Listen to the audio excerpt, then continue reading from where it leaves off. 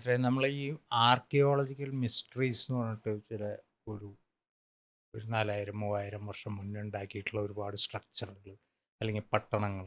അപ്പോൾ അതിൻ്റെ ഒരു മിസ്റ്ററി ആയിട്ട് വരുന്ന സംഭവം ഇപ്പോൾ പിരമിഡ് ഒക്കെ എടുത്തു കഴിഞ്ഞ് കഴിഞ്ഞാൽ ഇത്രയും ഹ്യൂജ് സ്ട്രക്ചർ അല്ലെങ്കിൽ അത്രയും വലിയൊരു നെറ്റ്വർക്ക് അല്ലെങ്കിൽ ആ സ്ട്രക്ചർ മാത്രമല്ല അതിൻ്റെ അത്രയും ടണ്ണേജുള്ള, അതായത് 100-500 ടണ്ണേജുള്ള ഒറ്റ കല്ലുകൾ, അത് ഇത്രയും ഹൈറ്റിൽ അത്രയും പ്രിസിഷനോട് കൂടി കൊണ്ടുവച്ചത് ഇപ്പോഴത്തെ ടെക്നോളജിക്ക് പോലും അത് സാധ്യമല്ല എന്നുള്ള രീതിയിലുള്ള ഒരു അവലോകനവും അപ്പം അത് ഈ ആളുകൾ എങ്ങനെയായിരുന്നു അത് ചെയ്തത്, അത് നമ്മളെക്കാൾ അഡ്വാൻസ്ഡ് ആയിട്ടുള്ള ഒരു സംസ്കാരം മുന്നേ രൂപപ്പെട്ടിരുന്നു, അതിൻ്റെ നാമാവശേഷമായി പോയി ഒരു ട്രേസ് പോലും ഇല്ലാതെ, അതോ അത് ഈ ഏലിയൻസിൻ്റെ ഒരു കോൺട്രിബ്യൂഷൻ, അതായത് എനിക്കറിയില്ല മൈത്രേന അതറിയാൻ പോയി മറ്റേ ചില സ്ട്രക്ചറൊക്കെ ശരിക്കും നോക്കിക്കഴിഞ്ഞ് കഴിഞ്ഞാൽ നമ്മൾ ഏരിയൽ വ്യൂവിലാണ് അതിൻ്റെ ഒരു കണക്ഷനായിട്ട് ഒരു ടോട്ടാലിറ്റിയിലൊക്കെ അത്രയും വൈഡായിട്ടുള്ള പ്ലാനിങ്ങോട് കൂടിയൊക്കെ കാര്യങ്ങൾ നടത്തി. പ്രധാനമായിട്ടും ഈ ഇത്രയും ടണ്ണേജുള്ള കല്ലുകൾ 100-500 ടണ്ണൊക്കെയുള്ള കല്ലുകൾ ഒരു 200 മുതൽ ഒരു 800 കിലോമീറ്റർ വരെ ദൂരത്തുനിന്ന് ഇങ്ങനെ ട്രാൻസ്പോർട്ട് ചെയ്ത് അതൊരു ഒരു ചെറിയൊരു പീരീഡിനുള്ളിൽ അവരിതൊക്കെ നിർമ്മിച്ചു എന്ന് പറയുന്നത് ഭയങ്കര അത്ഭുതകരമായിട്ടും പലതരം വ്യാഖ്യാനങ്ങളുണ്ട് അതിന്. പക്ഷെ അതൊന്നും പ്രൂവണാണോ എന്ന് ചോദിച്ചു കഴിഞ്ഞാൽ അറിയില്ല. നമുക്കത് മിസ്റ്ററി ആയിട്ട് തന്നെയാണ് തുടരുന്നത് അത്. അപ്പം അത് എങ്ങനെയാണ് നമ്മൾ കൈവിട്ടു ആ ആ ഒരു അഡ്വാൻസ്ഡ് സൊസൈറ്റിയുടെ സ്കില്ലുകൾ, അറിവ്, ഇതൊക്കെ നമുക്ക് കൈമോശം വന്നു പോയോ? എങ്ങനെയാണ് നമ്മൾ ആ മിസ്റ്ററീസിനെ മനസ്സിലാക്കുന്നത്?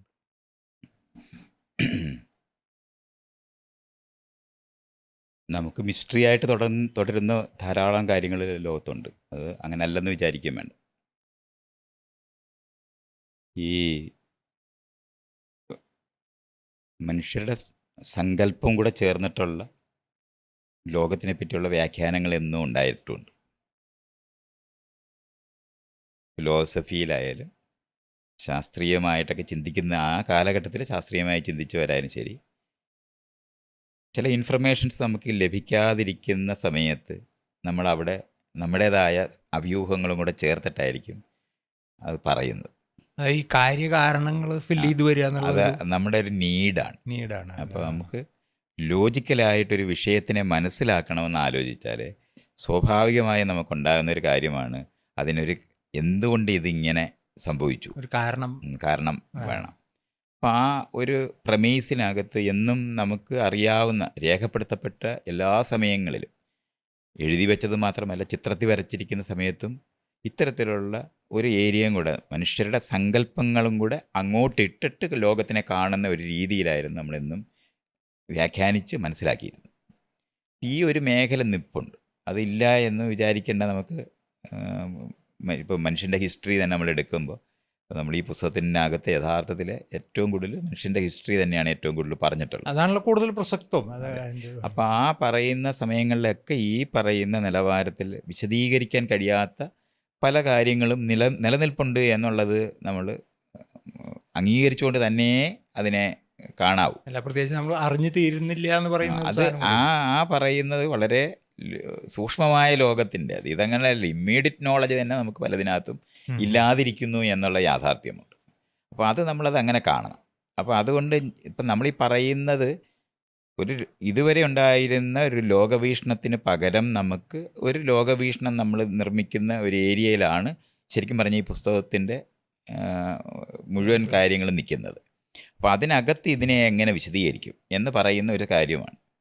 അപ്പോൾ എല്ലാ നാട്ടിനകത്തും ഇപ്പം നമുക്കൊരു ആന്തരികമായി ഒരു ജീവൻ, അല്ലെങ്കിൽ അതിനെ ഇപ്പോൾ പറഞ്ഞ് നമ്മൾ എനർജി എന്ന് പറഞ്ഞ വാക്ക് വരെ ഉപയോഗിക്കുന്ന ഒരു കാര്യവും, അത് കഴിഞ്ഞ് മനസ്സ്, അത് കഴിഞ്ഞ് ആത്മാവ്, സാക്ഷി എന്നിങ്ങനെ എത്രയോ തരത്തിലുള്ള വാക്കുകൾ ഉപയോഗിച്ച് നമ്മുടെ ശരീരത്തിനകത്തൊരു സവിശേഷ ശക്തിയുണ്ട് എന്ന് നമ്മൾ പറയുന്ന നിലവാരത്തിൽ നമ്മൾ ലോകത്ത് വ്യാപകമായ എല്ലാ സ്ഥലങ്ങളിലും ആളുകൾ ചിന്തിച്ചിട്ടുണ്ട്. അപ്പോൾ അതൊരു പൊതുവായി അങ്ങനത്തെ ഒരു ഉത്തരം കണ്ടെത്തിയിരുന്നു എന്നുള്ള കാര്യം നിന്ന് നമുക്ക് സംശയമൊന്നുമില്ല, എല്ലാ സ്ഥലത്തും ഉണ്ട്.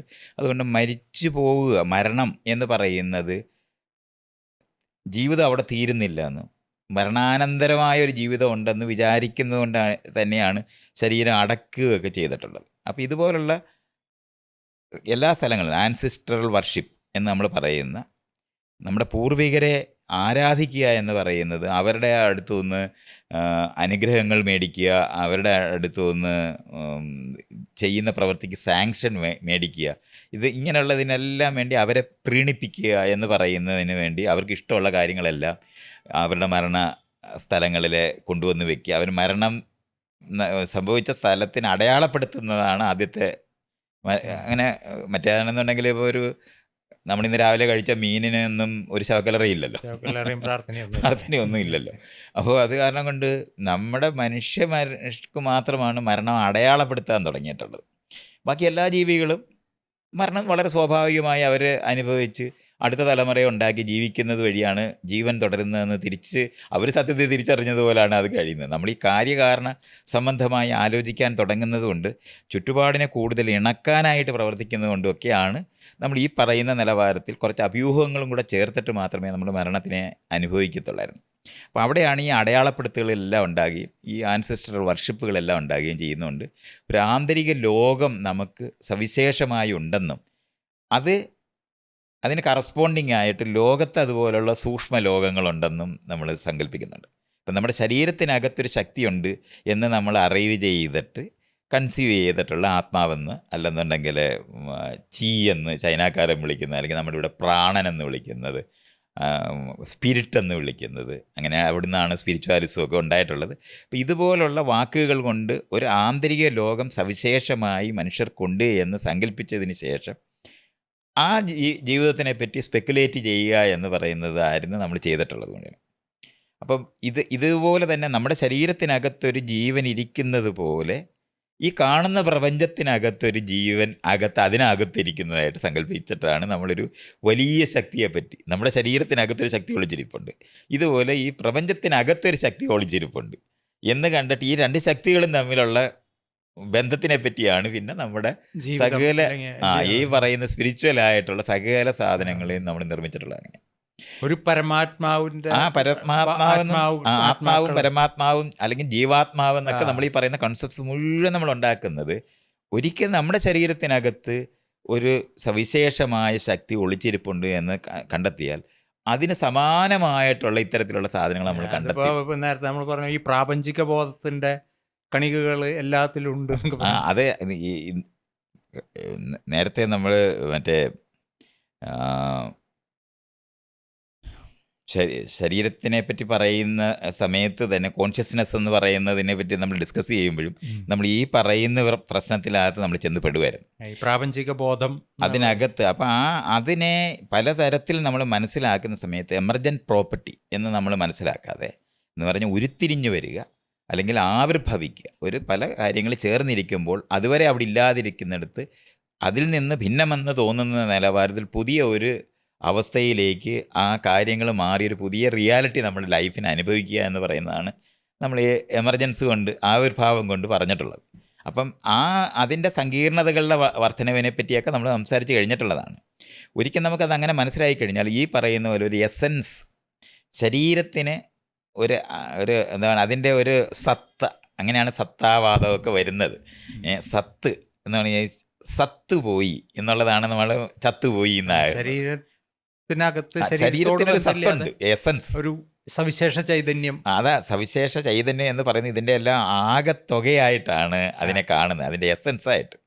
അപ്പോൾ എസൻസ് എന്ന് പറയുന്ന കോൺസെപ്റ്റ് നമുക്ക് വരുന്ന കാരണം കൊണ്ടാണ് നമ്മൾ ഫണ്ടമെൻ്റൽ എന്ന് പറയുന്ന ഈ ലോകം മുഴുവൻ ഈ ശരിക്കും പറഞ്ഞാൽ ഫണ്ടമെൻ്റൽ എലിമെൻറ്റ്സ് എന്ന് നമ്മൾ പറയുമ്പോൾ പണ്ട് കാലത്ത് 5 എണ്ണം വെച്ചിട്ടായിരുന്നു പറഞ്ഞുകൊണ്ടിരുന്നത്. യൂറോപ്പിലാണെങ്കിൽ 4 എണ്ണേ ഉണ്ടായിരുന്നുള്ളൂ, നമുക്കാണെങ്കിൽ സ്പേസും കൂടെ ചേർത്തിട്ടായിരുന്നു 5 എണ്ണം ആക്കിയിരുന്നത്. അവിടെയാണ് നമ്മൾ ഇപ്പോൾ ഫണ്ടമെൻ്റൽ എന്ന് പറഞ്ഞ് 118 എണ്ണം വരെ നമുക്കായി ഫണ്ടമെൻ്റൽ. അപ്പോഴത്തേന് ഇത് ഈ ഫണ്ടമെൻ്റൽ പാർട്ടിക്കിൾസ് എന്ന് പറയുന്നത് അതെല്ലാം ഇപ്പോൾ പൊട്ടിച്ച് ഫണ്ടമെൻ്റൽ എന്ന് നമ്മൾ അന്ന് പറഞ്ഞിരുന്ന എലിമെൻസിനെ പറ്റി പറയുന്നിടത്തൊന്നും പാർട്ടിക്കിൾ ഫിസിക്സിനകത്ത് ഈ എലിമെൻസ് ഫണ്ടമെൻ്റൽ അല്ല, കണ്ടു പാർട്ടിക്കിൾസാണ്. അത് പിന്നെ കോർക്കും ഇങ്ങനെയുള്ള സാധനങ്ങളും ടോപ്പ് ഡൗൺ എന്ന് പറഞ്ഞ് നമ്മളിപ്പോൾ പറയുന്ന മുഴുവൻ സാധനം സ്റ്റാൻഡേർഡ് തിയറിക്കകത്ത് വരുന്ന അത് മുഴുവനും കൂടെ ചേർത്തിട്ടാണ് അതാണ് ഫണ്ടമെൻ്റൽ എന്നുള്ള സ്ഥലത്ത്. പക്ഷേ ഇപ്പോഴും നമ്മൾ വിളിക്കുന്ന ഫണ്ടമെൻ്റൽ എലിമെൻറ്റ്സ് എന്ന് തന്നെയാണ്. അപ്പോൾ ഈ ഫണ്ടമെൻ്റൽ ഉണ്ട് എന്ന് കാണുന്ന നിലവാരത്തിൽ ലോകത്തിനെ മനസ്സിലാക്കുന്നത് കൊണ്ടാണ് എല്ലാത്തിനും പുറകിൽ ഒരു സത്യം ഒളിച്ചിരിപ്പുണ്ട് എന്ന് പറയുന്ന നിലവാരത്തിൽ ജീവിതത്തിനെ കാണുന്നത്. സത്യം ഒളിച്ചിരിപ്പുണ്ടെന്ന് പറയുന്ന പോലെ തന്നെ എല്ലാത്തിനും ഒരു മീനിങ് ഉണ്ട്. ആ മീനിങ് നമ്മൾ കണ്ടെത്തുന്ന മീനിങ് അപ്പോഴാണ് വ്യത്യസ്തമായ വേരിയൻ്റ് ആയിട്ടുള്ള ഈ തരത്തിലുള്ള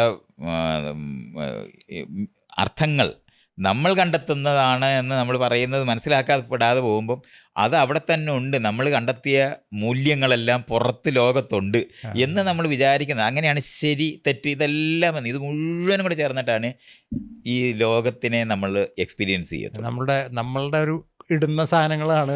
ഇടുന്ന സാധനങ്ങൾ അത് ഇങ്ങനെ ചേഞ്ച് ചെയ്യുന്നുണ്ടാവും. ആധുനികമായിട്ടുള്ള പുത്തൻ അറിവ് വരുന്നത് വഴി നേരത്തെ ഇട്ടിരിക്കുന്ന ഇത്തരത്തിലുള്ള സങ്കല്പനങ്ങൾക്ക് അത് തന്നെ അതിൻ്റെ ഒരു ഹിസ്റ്ററി തന്നെ നമുക്ക് പഠിക്കാൻ പറ്റും.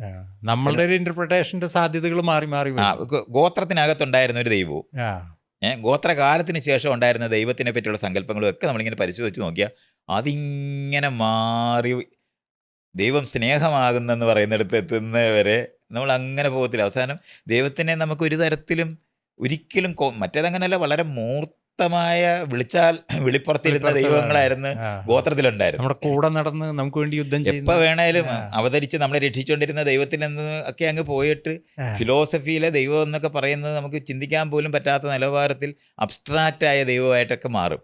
അപ്പോൾ ഈ ഗ്രോത്ത് നമ്മളിങ്ങനെ പുതിയ അറിവ് വരുന്നത് അതുകൊണ്ടാണ് വളരെ ശക്തി എന്ന് പറയുന്നത് ഇന്ന് നമ്മൾ എനർജി എന്നുള്ള കൺസെപ്റ്റൊക്കെ വെക്കുന്നത് ഫിസിക്സിൻ്റെ കണ്ടെത്തലുകളായിട്ട് ബന്ധപ്പെട്ട് നിൽക്കുന്ന സാധനങ്ങളാണ് അവിടോട്ട് പോകുന്നത്. അപ്പോൾ ഈ നിലവാരത്തിലുള്ള ഒരു ഷിഫ്റ്റ് ഇതിനകത്ത് എല്ലാം സംഭവിച്ചിട്ടുണ്ട്. അപ്പോൾ ആദ്യകാലത്ത് നമ്മൾ ലോകങ്ങൾ, പലതരത്തിലെ ലോകങ്ങൾ, നമ്മുടെ ലോകം പോലെ തന്നെ സൂക്ഷ്മ ലോകങ്ങളുണ്ടെന്ന് വിചാരിക്കുമ്പോൾ നമ്മൾ ഈ പറയുന്ന പാർട്ടിക്കിൾ ഫിസിക്സിൻ്റെ ലോകങ്ങളോ ഒന്നുമല്ല. ശരിക്കും നമ്മളെപ്പോലെ തന്നെ വികാരങ്ങളുള്ള മറ്റ് ജീവികൾ ഈ ലോകത്ത് നമ്മൾ ഇപ്പം ഇന്ത്യക്കാരനാണെങ്കിൽ ഗന്ധർവനും ദേവനും രാക്ഷസനും എന്നൊക്കെ പറയുന്ന തരത്തിലുള്ള സാധനങ്ങൾ മുഴുവൻ ഉണ്ടാവും. അതേസമയത്ത് മിഡിൽ ഈസ്റ്റിലോട്ട് ചെന്ന് കഴിഞ്ഞാൽ ജിന്നും അത് മലക്കും ഒക്കെ പറഞ്ഞിട്ട് ഇങ്ങനെ ഏഞ്ചൽസ്, ഇത് അങ്ങനെ അങ്ങോട്ട് അത്തരത്തിലുള്ള ഒരു വേർഷൻ തന്നെയാവും ഏലിയൻസ് എന്നൊക്കെ പറഞ്ഞു. അതിൻ്റെ ഒരു വേർഷൻ തന്നെ എന്നല്ല ഞാൻ ആ പറഞ്ഞ സാധനം ഇയാൾ കാണാതെ പോയോണ്ട് അയാൾ അങ്ങനെ അത് പറയുന്നത്. ഞാനീ പറയുന്നത് നമുക്ക് ഭൂമിയിൽ നിന്ന് പുറത്തേക്ക് നമ്മൾ ഇറങ്ങി യാത്ര ചെയ്യാൻ പറ്റുമെന്ന് മനസ്സിലാകുന്ന നിമിഷം തൊട്ടാണ് ഈ ദേവന്മാരെ മുഴുവൻ റീപ്ലേസ് ചെയ്തിട്ട് ഏലിയൻസ് പ്രത്യക്ഷപ്പെടുന്നത്.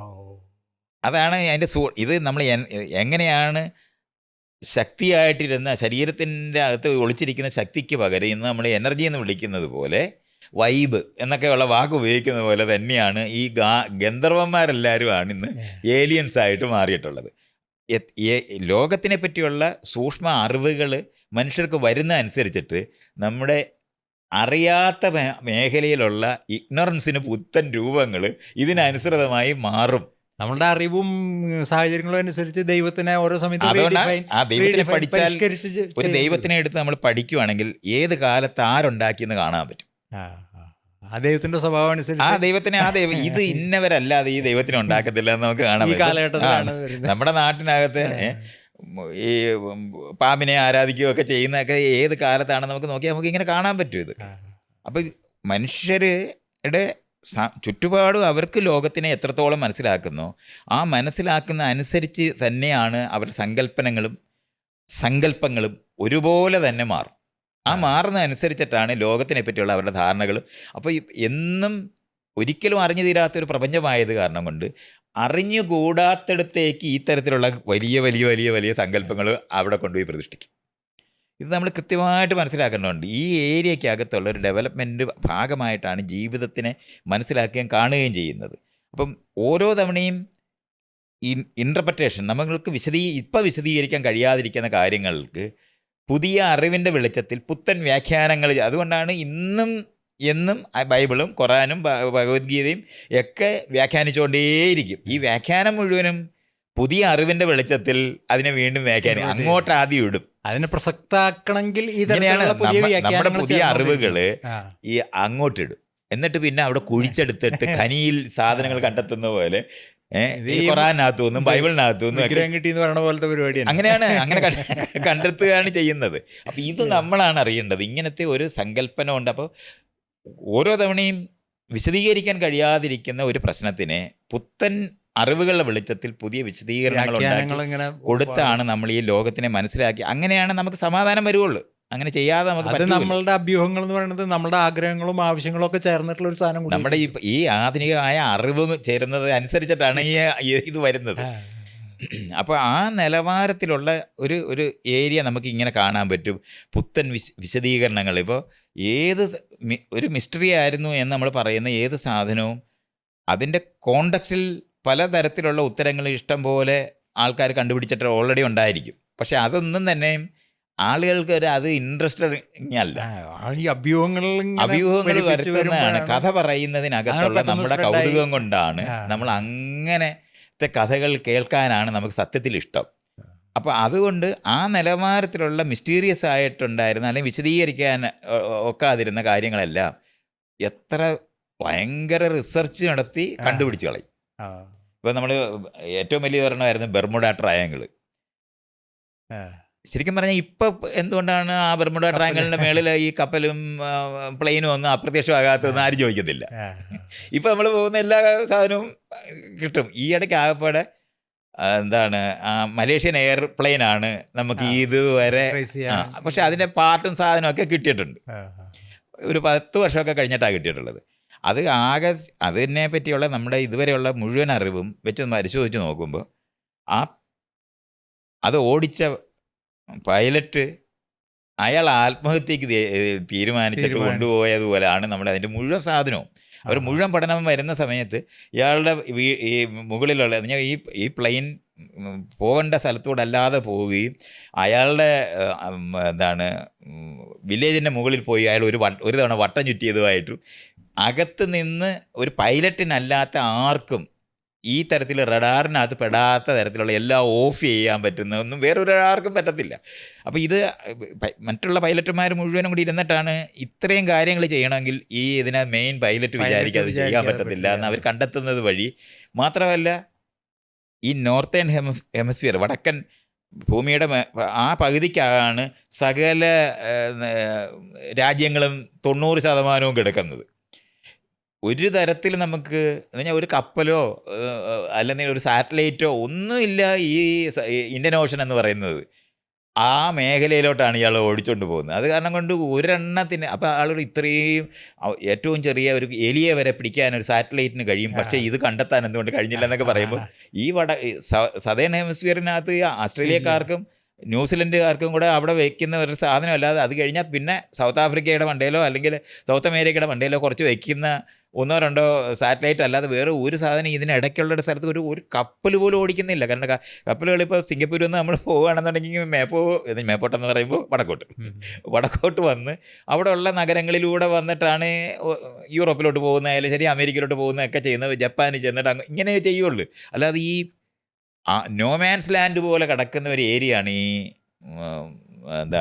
Southern hemisphere. അവിടെ കൂടെ പോയിട്ട് അയാളുടെ അപ്പം ഇത് ഒരു നോളജബിളായ ഒരു ട്രേസ് ചെയ്താൽ അറിയാൻ പറ്റത്തില്ല എന്ന് ഇത് പറ്റില്ല എന്ന് തീരുമാനിച്ച് ചെയ്ത ഒരാളുടെ പ്രവൃത്തി കൊണ്ടാണ് നമുക്ക് അത് ഐഡൻറ്റിഫൈ ചെയ്യാൻ കഴിയാതിരിക്കുന്നതെന്നൊക്കെ ഉള്ള കാര്യം ഇപ്പം നമുക്കറിയാം. പക്ഷേ ഒരു 10 വർഷത്തോളം ലോകത്തുള്ള സകല അഭ്യൂഹങ്ങളും അന്ന് അവിടെ വർക്ക് ചെയ്തിരുന്നു. ഡീഗോ ഗാർഷ്യയിൽ അമേരിക്കക്കാർ കൊണ്ടുപോയി ഇറക്കി അവർ ചൈനക്കാരായ സയൻറ്റിസ്റ്റുകൾ മാത്രമായിരുന്നു അതിനകത്ത് ഉണ്ടായിരുന്നതെന്ന് അവരെ മുഴുവൻ കൊന്നുകളയാൻ വേണ്ടിയാണ് ഇത് പ്ലാൻ എന്തെല്ലാം ഗൂഢാലോചന സാധനങ്ങൾ അന്ന് മനുഷ്യർ പറഞ്ഞിരുന്നതെന്നറിയാം. അപ്പം നമ്മളെല്ലാവരും ഒരു പരിശോധന കാരണം നമുക്ക് ഉത്തരം പറയാൻ പറ്റാതിരിക്കുന്ന കാരണം കൊണ്ട് ഇത്രയും വലിയ ഒരു വികസിച്ച കാലഘട്ടത്തിനകത്ത് എന്തുകൊണ്ട് ഇത് നമുക്ക് കാണാൻ പറ്റുന്നില്ലെന്നുള്ളത് ഇതുപോലൊരു വലിയൊരു പ്രശ്നമായിരുന്നു. അപ്പോൾ ഈ ടൈമിനെ പറ്റിയുള്ളതും സ്പേസിനെ പറ്റിയുള്ളതും വേറെ ഡയമെൻഷനെ പറ്റിയുള്ളതും ഒക്കെ ഉള്ള സങ്കല്പങ്ങൾ നിൽക്കുന്നതാണ്. നമുക്ക് വെരിഫൈ ചെയ്യാൻ ഒരു മെക്കാനിസം ഇല്ലാതിരുന്ന സമയങ്ങളിൽ പറഞ്ഞിരുന്ന ഇപ്പം ബെർമുഡ ട്രയാങ്കിളിനെ പറ്റി പറയുമ്പോൾ കുറേ കപ്പലും കുറേ പ്ലെയിനും കാണാതെ പോയി എന്ന് പറയുന്ന ഒന്നും തമ്മിലൊന്നും ഒരു ഇതുമില്ല. പക്ഷേ ഈ ട്രയാങ്കിള് വരുന്നത് തന്നെ അങ്ങനെയാണ്. കാരണം ഒരു സ്പോട്ട് പറയാൻ പറ്റത്തില്ല, കുറേ ഏരിയ ഉണ്ട്. അതിനാണ് ബെർമുഡ ട്രയാങ്കിൾ. കാരണം ആ പ്രദേശത്ത് കുഴപ്പമാണ് എന്ന് പറയുന്നതിന് വേണ്ടിയാണ് എന്തുമാത്രം പുസ്തകങ്ങൾ അതിൻ്റെ മേളിൽ എഴുതിയിട്ടുണ്ടെന്നറിയാം. അപ്പം അത് വായിച്ചു കഴിഞ്ഞാൽ അങ്ങ് സത്യമാണെന്ന് തോന്നുന്ന നിലവാരത്തിലാണ്. കാരണം അതിനു വേണ്ടി ഫിസിക്സും കെമിസ്ട്രിയും ഇത് ആന്ത്രോപോളജിയും ആർക്കിയോളജിയും ഈ ഫിസിക്കൽ സയൻസസ് മുഴുവൻ അതിനകത്ത് പറഞ്ഞു കളയും. ഈ മാഗ്നറ്റിക് ഫീൽഡ് അതൊക്കെ പറയുമ്പോഴത്തേനും നമുക്ക് യാതൊരു സംശയമില്ലാതായി പോകുന്ന സ്ഥലമാണ്. അത്രത്തോളം എന്ന് പറഞ്ഞാൽ ഫിസിക്സ് അറിയുന്നവന് കെമിസ്ട്രി അറിഞ്ഞൂടായിരിക്കും, കെമിസ്ട്രി അറിയുന്നവന് ബയോളജി അറിഞ്ഞൂടായിരിക്കും. അപ്പോൾ കെമിസ്ട്രി അറിയുന്നവൻ കെമിസ്ട്രിയിൽ നോബൽ പ്രൈസ് മേടിക്കും, പക്ഷെ അവന് ബയോളജി അറിഞ്ഞൂടാ. ബയോളജിയിലെ ഏത് മണ്ടൻ പറയുന്നത് ഇവൻ കേൾക്കും, കാര്യമുണ്ട് അയാൾക്കത് അറിഞ്ഞൂടാ. അപ്പോൾ മറ്റവൻ അറിവുള്ളവനായി മാറും. ഇങ്ങനെ നമ്മൾ 90% മറ്റുള്ളവരെ ആശ്രയിച്ചിട്ട് വേണം നമുക്കിത് എടുക്കാൻ. അവർ മര്യാദയ്ക്ക് അത് ശരിക്കും പറയും എന്ന പ്രതീക്ഷയോടാണ് നമ്മളത് ടേക്കപ്പ് ചെയ്യുന്നത്. കാരണം അവരൊരു എക്സ്പെർട്ട് നോളജ് പറയുന്നതല്ലേ, അത് നമ്മൾക്ക് അങ്ങനെ എടുക്കാമെന്ന് പറയും. പക്ഷേ ഈ എന്നും നമ്മൾ ഈ അഭ്യൂഹവും കഥയും പറയുന്ന ആൾക്കാർ എല്ലാ ഡിസിപ്ലിനും ഉണ്ടെന്ന് നമ്മൾ അറിയേണ്ടതുണ്ട്. മറ്റുള്ളവരെ നമുക്ക് പൊതുവിൽ ഈ അഭ്യൂഹങ്ങളോടാണ് ഒരു നമ്മൾ കഥ പറയുന്ന മനുഷ്യരുടെ ലോകം, അത് നമുക്ക് അത് അങ്ങനെ തന്നെ മനസ്സിലാക്കേണ്ടതുണ്ട്. മിസ്റ്ററിയാണ് നമുക്ക് ഏറ്റവും ഇഷ്ടം. നമ്മൾ ഇരുട്ടത്ത് ഭൂതം ഉണ്ടെന്ന് അറിയുന്നതാണ് ഇഷ്ടം, അല്ലാതെ അവിടെ ഭൂതം ഉണ്ട് എല്ലാം കണ്ടുപിടിച്ച് കഴിഞ്ഞാൽ പിന്നെ എന്തോ ഒരർത്ഥവും ഇല്ലാതെ പോകത്തില്ലേ. അപ്പോൾ മിസ്റ്ററി എന്ന് പറയുന്നത് നമ്മുടെ ജീവിതത്തിൻ്റെ അടിസ്ഥാനമാണ്. അത് പ്രപഞ്ചം അങ്ങനെ തന്നെയാണ്, അറിഞ്ഞു തീർക്കാൻ വയ്യാത്ത പ്രപഞ്ചമായത് കാരണം കൊണ്ട് തന്നെ അതുണ്ടാവും. അപ്പോൾ ഈ തരത്തിലൂടെ നമ്മൾ ഇതിനെ ഇങ്ങനെ മനസ്സിലാക്കുമ്പോൾ ആയിരക്കണക്കിന് മിസ്റ്റീരിയസ് എന്ന് നമ്മൾ വിളിച്ചിരുന്ന സാധനങ്ങളെല്ലാം ഇന്ന് ഒരു മിസ്റ്ററി ഇല്ലാതെ അവിടെ വെറുതെ ഇരിപ്പുണ്ട്. ഇപ്പോഴും നമുക്ക് വിശദീകരിക്കാതെ ഇരിക്കുന്ന സ്ഥലത്തെല്ലാം ഈ പറയുന്ന സകല കഥയും വീണ്ടും അവിടെ തന്നെ നിൽക്കും. അതിൻ്റെ പുറത്ത് വിശദീകരിക്കപ്പെടാതിരിക്കുന്നിടത്തോളം കാലം അഭ്യൂഹങ്ങളുടെ പുതിയ അറിവുകൾ മുഴുവനും കൂടെ അവിടെ ചേർത്ത് വിശദീകരിച്ചുകൊണ്ടിരിക്കും. ഇതാണ് ചെയ്തുകൊണ്ടിരിക്കുന്നത്. അപ്പോൾ ഇതുപോലെ മൈത്രേയൻ തന്നെ പറഞ്ഞിട്ടുണ്ട്, അറിഞ്ഞു കഴിഞ്ഞാൽ ഒരു സാധ്യതയുള്ളൂ, അറിയില്ലെങ്കിൽ അനന്ത സാധ്യതയാണ്. അതിന് ഒരു സംശയമില്ല. ഇഷ്ടം പോലെ പറയാം, ഭയങ്കര ഇഷ്ടമല്ലേ. ഇപ്പം നമുക്ക് ജനറ്റിക്സ് എന്ന് പറയുന്ന സാധനത്തിനെ പറ്റിയുള്ള അറിവ് വന്നതോടെ പഴയ കാലത്തെ ഒരു ജീനെടുത്ത് അതിനെ ഡെവലപ്പ് ചെയ്യാൻ പറ്റും എന്ന് അങ്ങോട്ട് വന്നതോടെ ഒറ്റയടിക്ക് നമ്മൾ ജുറാസിക് പാർക്ക് പോയി ഉണ്ടാക്കിയില്ലേ. ഒരു ജീനും ഒരു ജനിതക ഒരു സാധ്യതയും ഇല്ല. പക്ഷേ ഈ ഒരു നമുക്ക് പരമാവധി ചിന്തിച്ചാൽ അല്ലെങ്കിൽ ചെയ്യാൻ പറ്റുമെന്ന് വിചാരിക്കുന്നത് തന്നെ ഒരു മാമത്തിൻ്റെ ലെവലിലോ അല്ലെന്നുണ്ടെങ്കിൽ, എന്ന് പറഞ്ഞാൽ ഈ ഒരു 10,000 വർഷത്തിനകത്തുള്ള കഥയ്ക്കകത്ത് ഇത് കോടിക്കണക്കിന് അപ്പുറത്തുള്ള അതിനെ എടുത്ത് വെച്ചിട്ട് ഇന്ന് നമുക്ക് ജുറാസിക് പാർക്ക് എന്ന് പറയുന്നതിനകത്ത് ഡൈനസോറസ് ഇല്ലാത്ത ഒരു തമാശ പോലും ഇന്ന് ലോകത്തിൽ അത്ര കോമൺ ആയിപ്പോയി. അത്രയും ആളുകൾ ലോകം മുഴുവൻ സംശയമില്ല. ഇരുട്ടത്ത് കണിശമായിട്ടും ഈ പാർട്ടികൾ ഇത് ഇരിക്കും, വെള്ളത്തിനടിയിലൊക്കെ ഈ ഡൈനോസോറസ് ഒക്കെ നടക്കുമെന്നൊക്കെ ഉള്ളവരത് ഒരു സംശയമില്ലാതായി പോയിട്ടുണ്ട്. അതുകൊണ്ട് നമ്മൾക്ക് ഈ കാലയളവിനെ പറ്റിയുള്ളൊരു ധാരണയില്ല. നമ്മൾ ചിന്തിച്ചാൽ തന്നെ ഈ ഡിസ്ട്രോയ് ചെയ്യപ്പെടാത്ത ഒരു ജനറ്റിക്സ് ഉണ്ടാകുക എന്ന് പറയുന്നതൊക്കെ പ്രിസർവ് ചെയ്ത ഐസിനകത്ത് പ്രിസർവ് ചെയ്തിട്ടൊക്കെ ഇരുന്നിട്ടാണ് ഈ മാമത്തിനെ പറ്റി, അല്ലെങ്കിൽ ഡോഡോ എന്ന് പറയുന്ന കിളിയെ പറ്റി, ടസ്മേനിയൻ ടൈഗർ എന്ന് പറയുന്ന, ഇങ്ങനെ നമുക്ക് കുറേ സാധനങ്ങളുണ്ട് നമുക്ക് കൊണ്ടുവരാനും ജീവിപ്പിക്കാനും കഴിയുമെന്ന് പ്രതീക്ഷിക്കുന്നത്. ഇപ്പോഴും ഒന്നും ചെയ്തിട്ടൊന്നുമില്ല കേട്ടോ, പക്ഷേ നമുക്ക് അങ്ങനെ ഒരു പ്രതീക്ഷയെങ്കിലും വെക്കാൻ പറ്റുന്നത്. പക്ഷേ അതൊന്നും അല്ല സിനിമയിൽ വന്നത്. സിനിമ വന്നത് 4-5 കോടി വർഷം മുമ്പ് നടന്ന ഒരു സംഭവത്തിനെ എടുത്തു വെച്ചിട്ട് അവിടെ ഉണ്ടായിരിക്കുന്ന അങ്ങ് ഫോസിലായി പോയിട്ടുള്ള സാധനങ്ങളിനകത്തു നിന്ന് എടുത്തു എന്ന്. അതിനെന്തായിരുന്നു, ഒരു ആംബറിനകത്ത് എന്ന് പറഞ്ഞാൽ ഒരു മരത്തിൻ്റെ പശയ്ക്കകത്ത് ഇരിക്കുന്ന കൊതുക്, ആ കൊതുകിൻ്റെ വയറ്റിലിരിക്കുന്ന അത് കുടിച്ച ചോരയ്ക്കകത്തു നിന്ന് എടുക്കുന്ന ഇങ്ങനെ അങ്ങോട്ട്. അപ്പം ഒരു ലോജിക്കലി കറക്റ്റായിട്ട് തോന്നുന്നു. അതുകൊണ്ട് എങ്ങനെയാണ് ഡൈനോസോറസ് നമ്മുടെ ജീവിതത്തിന്, ഇപ്പം നമ്മുടെ ഏത് കടയിൽ പോയിട്ട് ഒരു ടോയ് മേടിച്ചാൽ അതിനകത്ത് കുറേ ഡൈനോസോറസ് ഇരിക്കും, അങ്ങനെ അങ്ങ് റിയലായി പോയില്ലേ. ഈ റിയാലിറ്റി നമ്മൾ മനസ്സിലാക്കാനുണ്ട്. ഇതുപോലെ ഇമാജിൻ ചെയ്ത് ഒരു ലോകം ഉൽപ്പാദിപ്പിക്കാൻ കഴിയുന്നവർ തന്നെയാണ് മനുഷ്യർ. ഇതുകൊണ്ടാണ് ഈ മിസ്റ്ററി മുഴുവനും ഭയങ്കരമായിട്ടുള്ള പുതിയ അറിവുകളും കൂടെ ചേർത്ത് പറയുക എന്ന് പറയുന്നത് മനുഷ്യ സഹജമായ ഒരു ലോകമാണ്. ഇത് നമ്മൾ ഇത്രയും അറിയേണ്ടതുണ്ട്. അപ്പം അറിവുകൾ വരുമ്പോൾ മിസ്റ്ററി ഇല്ലാതെയാവല്ല ചെയ്യണം, മിസ്റ്ററി കൂടുതൽ കാരണം ഇത് യഥാർത്ഥത്തിൽ വിശദീകരിക്കാൻ കഴിയാത്ത അത്രയും നിൽക്കുവാണെങ്കിൽ മിസ്റ്ററി കൂടുതൽ സങ്കീർണമാകത്തേ ഉള്ളൂ. അങ്ങനെയാണ് വന്നത്. അതുകൊണ്ടാണ് സ്പേസിലോട്ട് നമുക്ക് പോകാൻ, യാത്ര ചെയ്യാൻ പറ്റുമെന്ന് അങ്ങോട്ട് മനസ്സിലായതോടെ എല്ലാ നാട്ടിൽ നിന്നും പെട്ടെന്നാണ് ഫ്ലാഷ് ഗോർഡനും ബാറ്റ്മാനും ഇവിടുത്തെ തന്നെയാണെന്ന് തോന്നുന്നു, മറ്റേ സൂപ്പർമാനും ഒക്കെ ഇങ്ങനെ വന്ന് പ്രത്യക്ഷപ്പെട്ടില്ലേ അന്ന് തൊട്ട്. അത് കഴിഞ്ഞിട്ട് സിനിമ എടുത്തില്ലേ, encounter of the third kind, E.T., ഇതെല്ലാം ഇങ്ങനെ ഉണ്ടാക്കി നമുക്കിപ്പോൾ ഒരു സംശയരഹിതമായിട്ട് അന്യഗ്രഹത്തിലൊക്കെ ജീവികളുണ്ട്. അവർ നമ്മളെപ്പോലെ തന്നെ എന്താണ് ഒരേപോലെ തന്നെ ഇപ്പോഴും തോക്കും പിടിച്ച് നടക്കുന്നവരാണ് നമ്മൾ. ആ സ്റ്റാർ വാഴ്സ് ഒക്കെ കണ്ടാൽ നമുക്കിങ്ങനെ താടിക്കും കൈ കൊണ്ട് നമ്മളിങ്ങനെ ഇരിക്കും. ഇത്രയും വികസിച്ച ജീവികളായിട്ട് ഇതുവരെ തോക്ക് താഴെ വെച്ചിട്ടില്ലേ, അയലത്തുകാരനെ സ്നേഹിക്കാൻ പഠിക്കുന്നില്ല, ഇത് എന്തിനാണ് ഇപ്പോഴും ഈ ആയുധമായിട്ട് നടക്കുന്നതെന്ന് ചോദിക്കുന്ന ചോദ്യത്തിന് ഒരു ഉത്തരവില്ലാതാണ് നമ്മളതൊക്കെ പറയുന്നത്. എത്ര അപമാനകരമായ, എത്ര പ്രാകൃതമായ മനുഷ്യന്മാരുടെ സങ്കല്പം കൊണ്ടാണ് ആ സ്റ്റാർ വാഴ്സ് ഒക്കെ ഉണ്ടാകുന്നത്. നമ്മളുടെ തന്നെ ഈ ആഗ്രഹങ്ങളും നമ്മളിപ്പോഴും ഞാൻ ഉടുപ്പിട്ട ചെമ്പാൻസി എന്ന് ഞാൻ ഒരിക്കൽ പറഞ്ഞിട്ടുള്ളതാണ്. നമ്മൾ മനുഷ്യ അല്ലാതെ നമ്മൾ മാറുന്നില്ല. ഈ സങ്കല്പങ്ങൾ ഇതേപോലെയാണ്. നമ്മൾ ഈ ഏലിയൻസിനെ പറ്റി സങ്കല്പിച്ചാൽ ഇതേ നമ്മളാണ് അവിടെ ഉടുപ്പിട്ടിരിക്കുന്നത് എന്നുള്ളതല്ല, നമ്മളുടെ പ്രതിരൂപങ്ങളാണ് അത്. അവരങ്ങനെ ടെക്നോളജിക്കലി ഇത് പണ്ട് ദേവേന്ദ്രനെ ഉണ്ടാക്കുമ്പോഴും സ്യൂസിനെ ഉണ്ടാക്കുമ്പോഴും ഈ നമ്മുടെ നാട്ടിലെ ഭാര്യ ഭർത്താവ് തമ്മിലുള്ള വഴക്കും നമ്മൾ അങ്ങോട്ടും ഇങ്ങോട്ടും കുസി പിടിക്കുന്നതും ഒക്കെ ചെയ്യുന്ന ദൈവങ്ങൾ മാത്രമേ ഉള്ളൂ. വാശിയും വൈരാഗ്യവും മറ്റുള്ളവരെ മുഴുവൻ ഉപദ്രവിക്കാനും വെട്ടാനും കൊത്താനും നടക്കുന്ന ആയുധം മാത്രമാണ് വ്യത്യാസം വരുന്നത്. ഇതേ ഇവിടുത്തെ എന്ന് പറഞ്ഞാൽ ട്രംപും പുടിനും സെലൻസ്കിയും ചിയും ഒക്കെ ആയിട്ട്, അല്ലെങ്കിൽ മോദി, ഈ പാർട്ടികളാണ് ഉടുപ്പ് വിട്ട് ഈ ആകാശത്തിരിക്കുന്നത്. അല്ലാതെ അവൻ്റെ കയ്യിലൊക്കെ എന്തുവാണ് തോക്ക്. അപ്പോഴും തോക്കിനേക്കാളും വലുതൊന്നും ആലോചിക്കാൻ നമുക്ക് അറിഞ്ഞുകൂടാ. അത് കാരണം കൊണ്ട് ഉണ്ടായ സാധനത്തിന് മേളിൽ ഇമാജിനേഷൻ വർക്ക് ചെയ്യത്തുള്ളൂ. അപ്പോൾ അത് കാരണം കൊണ്ട് എന്താണ് സാപ്പർ വെച്ചിട്ട് അടിച്ചിട്ട് ലേസർ കൊണ്ട് ഉണ്ടാക്കുന്ന, അല്ലെങ്കിൽ ലേസർ ഗണ്ണ്, അങ്ങനത്തെ ഈ ഗണ്ണി കിടന്നിട്ട് കളിക്കുന്ന സാധനങ്ങൾ തന്നെയാണ് ഇപ്പോഴും കണ്ടുപിടിച്ചോണ്ടിരിക്കുന്നത്. നേരത്തെ നമ്മൾ പറഞ്ഞ പോലെ ഈ പഴയ ഇതിഹാസങ്ങളിലുള്ള കമ്പുമില്ലും അതിൻ്റെ അതേ തോക്കുള്ളതുകൊണ്ട് തോക്കിൻ്റെ എക്സാജറേഷൻസ് ആണ് ഉണ്ടാക്കുന്നത്. ഇതേ സാധനങ്ങളും ഇതേപോലുള്ള സങ്കല്പങ്ങളും നിലനിർത്തിയാണ് ഈ ലോകത്ത് ഇതുവരെ ഉണ്ടായിരിക്കുന്ന നമുക്കറിയാവുന്ന മിസ്റ്ററികൾ വിശദീകരിക്കപ്പെട്ടിട്ടുള്ളത്. അതുകൊണ്ട് അത് ഇനിയും തുടരും. കച്ചവടം നന്നായിട്ട് പിടിപിടുകയായിട്ട് സിനിമകൾ ഉണ്ടാക്കാൻ പറ്റുന്ന കാരണം കൊണ്ട് നടക്കും. ഇഷ്ടംപോലെ ടോയ്സ് ഉണ്ടാക്കാൻ പറ്റുന്ന കാരണം കൊണ്ട് അത് വീണ്ടും കച്ചവടമായിട്ട് നടക്കാൻ പറ്റുമെന്ന് അറിയുന്ന കാരണം കൊണ്ട് അതെല്ലാം നടക്കുമെന്നൊക്കെ നമ്മൾ അറിയേണ്ടതുണ്ട്. പക്ഷേ അതേ സമയത്ത് തന്നെ നമുക്ക് അറിയേണ്ടതുണ്ട്, നമുക്ക് വിശദീകരിക്കാൻ കഴിയാത്തതായിട്ടുള്ള ധാരാളം പ്രശ്നങ്ങൾ നമ്മുടെ മുന്നിലുണ്ട്.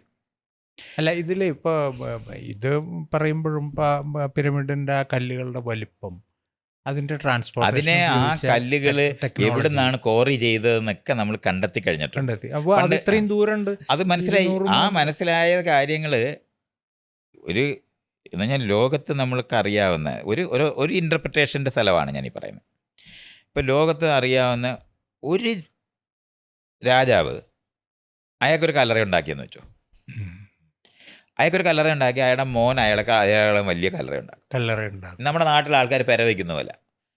അയലത്തുള്ളവൻ പെര വെച്ചിട്ടുണ്ടോ, അവന് 3 മുറിയുള്ളത് വെച്ചാൽ മറ്റവൻ 4 മുറിയുള്ളത് വയ്ക്കും, അതിൻ്റെ അടുത്തവൻ 5 മുറിയുള്ളത് വയ്ക്കും. പക്ഷെ ഇത്രയും ട്രാൻസ്പോർട്ടേഷൻ അതൊക്കെ മനസ്സിലായി. അത് ആ വിഷയം പറയാനല്ല, നമ്മൾ എന്തുകൊണ്ടാണ് ഈ വലിപ്പമുള്ള ഇത് ഇപ്പോൾ ഒരു കൊച്ചു പിരമിഡ് ഉണ്ടാക്കിയോ, അത് കഴിഞ്ഞാൽ പിന്നെ അടുത്ത വലിയ പിരമിഡ് ഉണ്ടാക്കാനായിട്ട് നമ്മൾ പോകുന്ന മനുഷ്യ സഹജമായ ഒരു സാധനമുണ്ട്, അതിനേക്കാളും വലുത്, അതിനേക്കാൾ.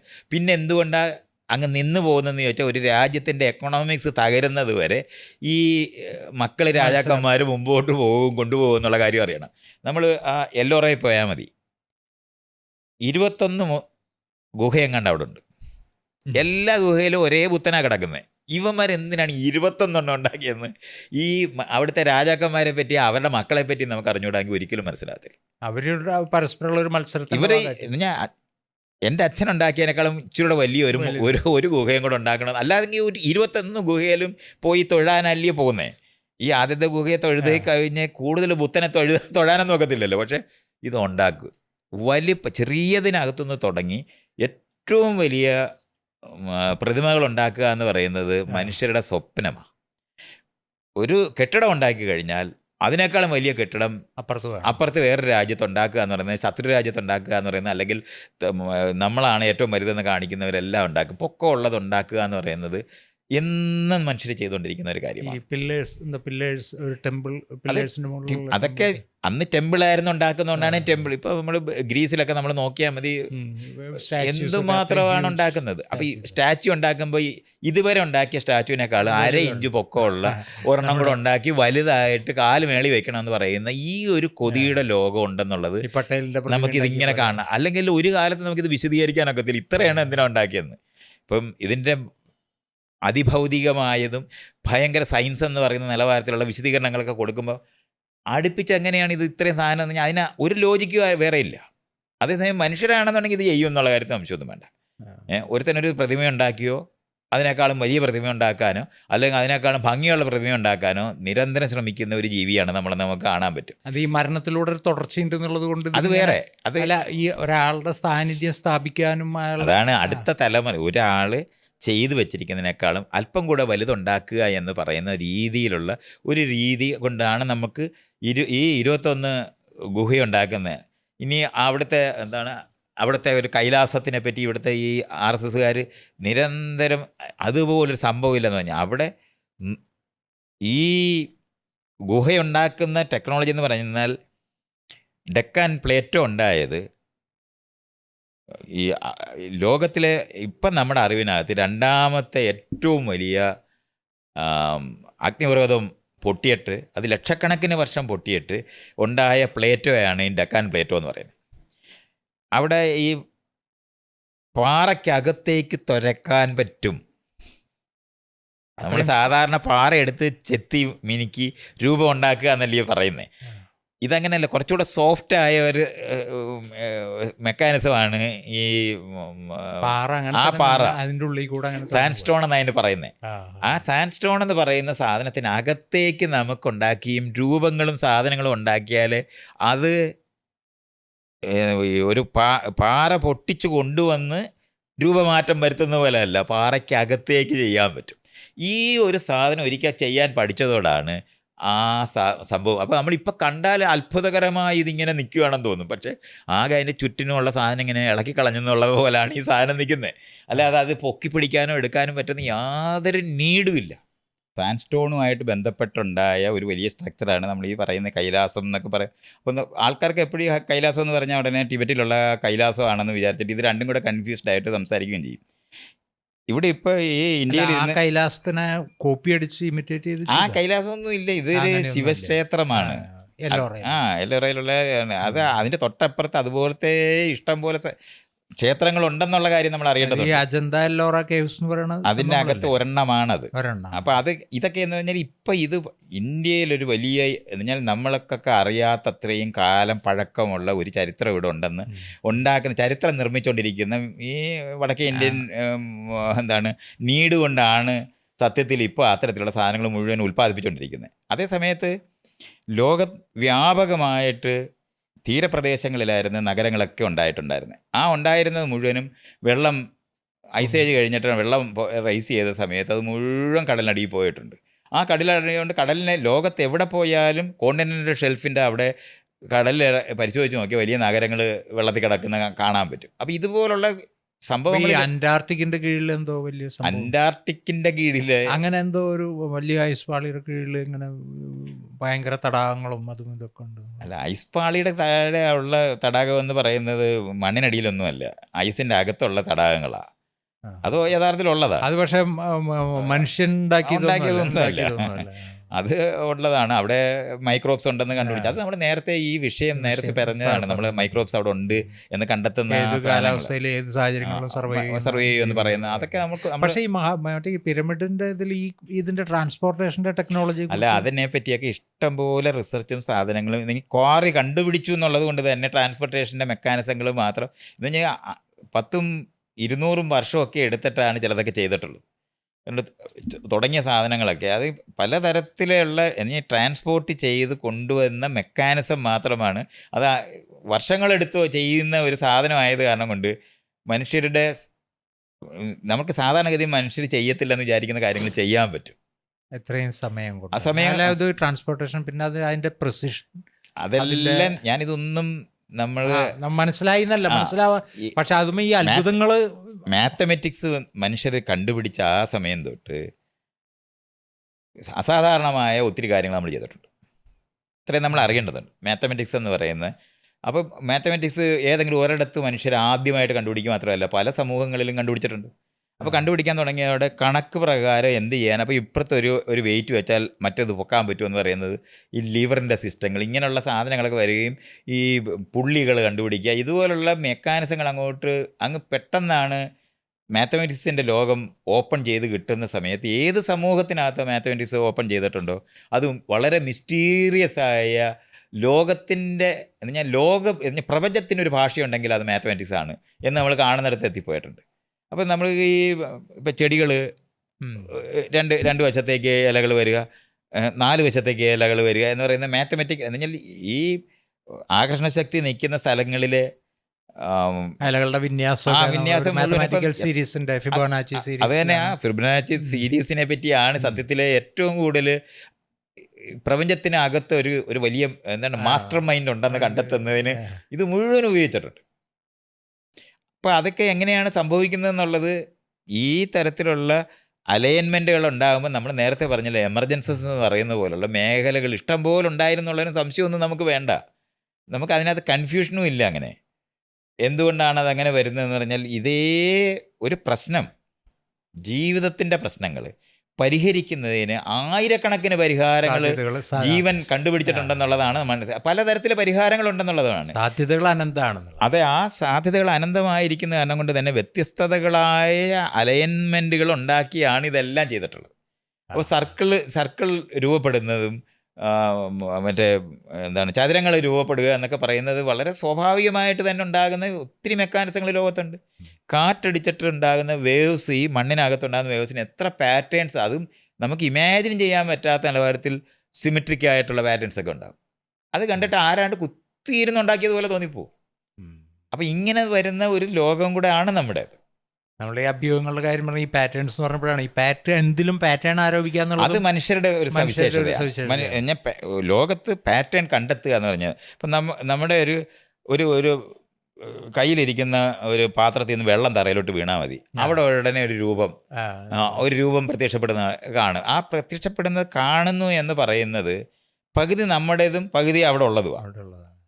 എന്ന് പറഞ്ഞാൽ ആ ഷേപ്പ് രൂപപ്പെടുക എന്ന് പറയുന്നതിൽ നേരത്തെ ഈ പറഞ്ഞ പാറയിൽ കാർവ് ചെയ്തെടുക്കണമെന്ന് അത് തന്നെയാണ് ഈ ഇതിനകത്ത് ആ മേഘത്തിനകത്ത് രൂപം കാണുക. ഇതെല്ലാം നമുക്ക് സഹജമായിട്ടുള്ളതാണ്. അതിനകത്ത് ഒരു എവല്യൂഷണറി നീഡായിട്ട് പണ്ട് പറയുന്നത് ഈ രൂപങ്ങൾ കാണുക എന്ന് പറയുന്നത് ഒളിച്ചിരിക്കുന്ന ഇരുട്ടത്ത് ആരെങ്കിലും ഒളിച്ചിരുന്ന് നമ്മളെ ആക്രമിക്കുകയാണെന്നുണ്ടെങ്കിൽ ആ ഇരുട്ടിനകത്ത് അവരുടെ ആ രൂപം കാണാൻ നമുക്ക് കഴിയേണ്ടതുണ്ട്. അപ്പം നേരത്തെ ആൻറ്റിസിപ്പേറ്റ് ചെയ്ത് അത് കാണാൻ കഴിയുവാണെങ്കിൽ നമുക്ക് രക്ഷപ്പെടാൻ പറ്റും. അപ്പം നമുക്ക് ഒരു കയറ് കണ്ട് അതിനെ പാമ്പായിട്ട് തെറ്റിദ്ധരിക്കുന്നത് പാമ്പിൻ്റെ മേളിൽ ചവിട്ടിയാൽ നമ്മൾക്ക് അപകടം വരും എന്നറിയുന്ന അറിവാണ്. ആ അപകടത്തിൽ നിന്ന് രക്ഷപ്പെടാനായിട്ട് വേണ്ടി ഇല്ലാത്തടത്ത് പാമ്പിനെ കണ്ട് നമ്മൾ ചാടും. ഒറിജിനലായ പാമ്പായാലും നമ്മൾ ചാടി രക്ഷപ്പെടും, ഇല്ലാത്ത പാമ്പായാലും നമ്മൾ രക്ഷപ്പെടുന്നതിന് ഇത് ആവശ്യമാണ് എന്ന് പറയുന്നത് പോലെ ആരോപിതമായിട്ടുള്ള ഒരു വലിയ ലോകം കൂടെ ചേർത്തേ നമുക്ക് ഈ ലോകത്തിനെ അറിയാൻ പറ്റുള്ളൂ. ഇത്രയാണ് നമ്മൾ അതിനകത്തുനിന്ന് മനസ്സിലാക്കേണ്ടത്. അപ്പോൾ ഇത് ഈ ഏരിയകളിലൂടെയുള്ള വിശദീകരണത്തിന് ശേഷവും നമുക്ക് വിശദീകരിക്കാൻ കഴിയാത്ത നിലവാരത്തിൽ ആർക്കിയോളജിക്കലായ ഒത്തിരി സാധനങ്ങൾ നിൽപ്പുണ്ട് എന്നുള്ള സംശയം വേണ്ട. അത് നമുക്ക് ഇപ്പോഴേ ഏറ്റവും റീസെൻ്റായിട്ട് ഒരൊറ്റ ഇൻഫർമേഷൻ എന്ന് പറഞ്ഞാൽ പിരമിഡിൻ്റെ ചവിട്ടിൽ 2 കിലോമീറ്റർ താഴെ തൂണുണ്ടെന്നും പറഞ്ഞിട്ട് തൂണാണ്. അത് ശരി. അല്ലാണ്ട് ഈ സ്ട്രക്ചർ അങ്ങനെ തന്നെ അങ്ങനെയൊന്നും അല്ല. അത് തന്നെ അതിൻ്റെ മുകളിലുള്ള നമ്മൾ ഞാൻ പിയർ റിവ്യൂ ചെയ്യാത്ത ഒരു സാധനമായി പറയുന്നത്.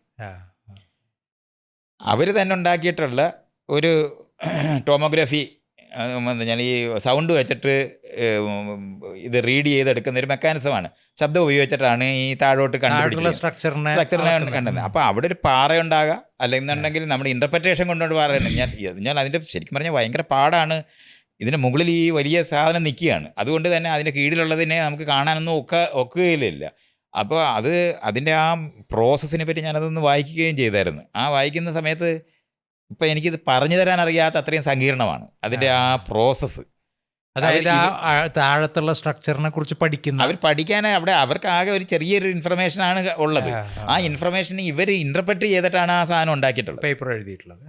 ഇത് അപ്പോൾ ഈ ആളുകൾക്കാണെങ്കിൽ എന്തും ഇതുപോലുള്ള സാധനങ്ങളുടെ ചവിട്ടിൽ എന്ത് പറഞ്ഞാലും പിന്നെ അത് ഉടനെ ഫ്ലെയർ അപ്പ് ചെയ്യുക എന്നുള്ളതാണ്. അത് നമ്മുടെ നാട്ടിലെ എല്ലാ കോന്തന്മാരും അത് ഉടനെ അങ്ങനെ ടേക്കപ്പ് ചെയ്യും. അത് കാരണം വേറെ ഒരു പണിയില്ലല്ലോ. ഉടനെ തന്നെ അതങ്ങ് ചെയ്യും. ഇതുപോലെ ഈ ലോകത്ത് ഞാൻ പറഞ്ഞില്ല, ഇപ്പോൾ ബെർമുഡ ട്രയാങ്കിളിനെ പറ്റി പുതിയൊരു എണ്ണം പറഞ്ഞാൽ അപ്പോൾ എടുക്കും. അതേ സമയത്ത് നമുക്ക് ലോകത്ത് ഇപ്പം ഭൂമി എന്ന് പറയുന്നത് ഒരു ഉരുണ്ട ഇരിക്കുന്ന രൂപത്തിനകത്ത് എല്ലായിടത്തും ഒരുപോലെ ആകർഷണശക്തി നിൽക്കണം എന്ന് പറയുമ്പോൾ ആകർഷണശക്തി വീക്കായിട്ടുള്ള ഒത്തിരി സ്പോട്ടുകൾ നമ്മൾ കണ്ടെത്തിയിട്ടുണ്ട്. അത് പ്രത്യേകിച്ചും ആ സൗത്ത് അമേരിക്കയുടെ മുകളിൽ വലിയ ഒരു പ്രദേശത്ത് അനോമലി എന്നാണ് പറയുന്നത്. എന്തുകൊണ്ടാണെന്നുള്ളത് നമുക്കിപ്പോൾ അറിഞ്ഞൂടാ. കാരണം ഭൂമിക്കുള്ളിലുള്ള സ്ട്രക്ചേഴ്സിന് അകത്തുള്ള ഈ കാര്യങ്ങൾ, ഈ ഭൂമി എന്ന് പറയുമ്പോൾ ഇവർ ഈ 2 കിലോമീറ്റർ ആഴം എന്ന് പറയുമ്പോൾ നമ്മൾ അവിടെയൊക്കെ എന്തിനാണ് അത്തരത്തിലുള്ള ഒരു ഇൻ്റലിജൻ്റ് ആയ ഒരു സാധനം എന്തിനാണ് അതിൻ്റെ ചവിട്ടിലേക്ക് താഴോട്ട് പോകേണ്ടോ, ഒളിച്ചിരിക്കേണ്ട ആവശ്യം എന്തിനാണെന്നുള്ളത്. ബലമുള്ള ഒരു ഒളിച്ചിരിക്കുന്നത് ഏലിയൻസ് മാത്രമാണ്. അതിന് സിദ്ധാന്തം അങ്ങനെയാണല്ലോ.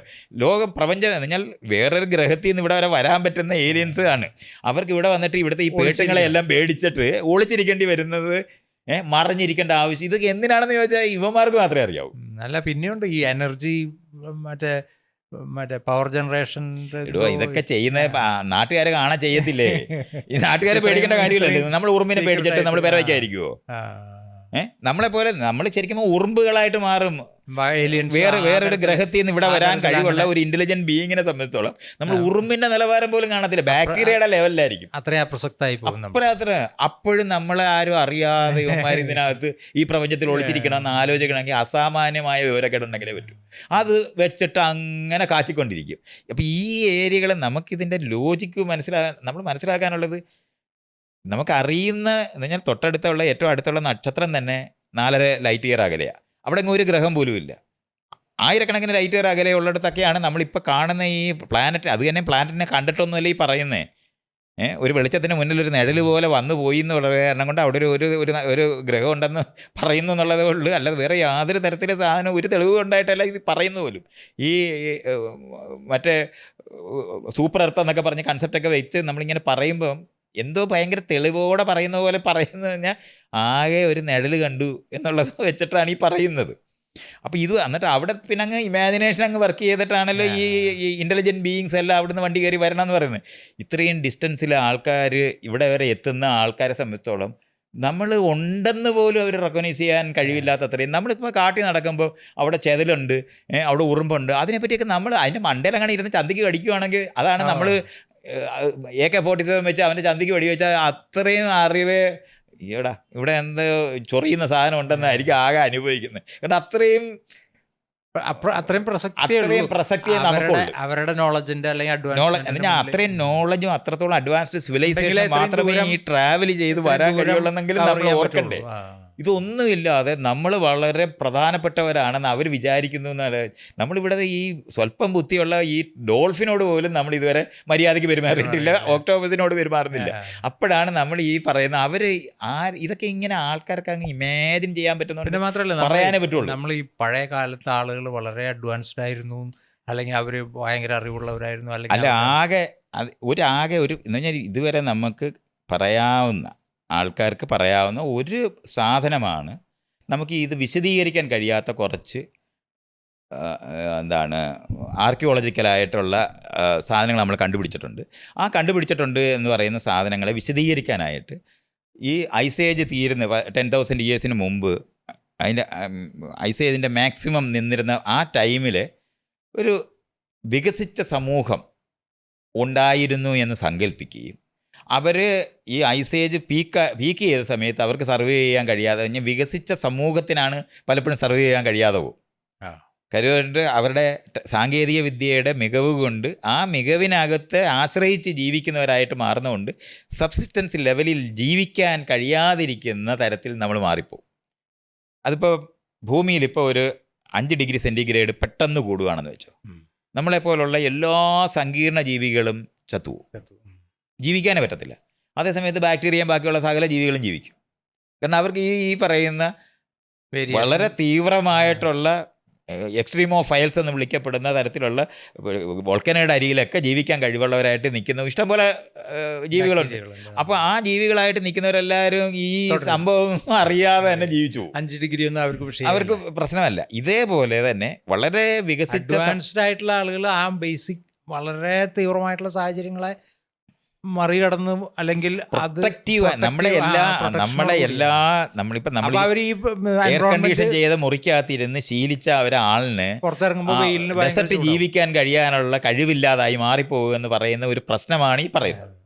ഇത് നമ്മൾ അറിയേണ്ടതുണ്ട്. ഇപ്പൊ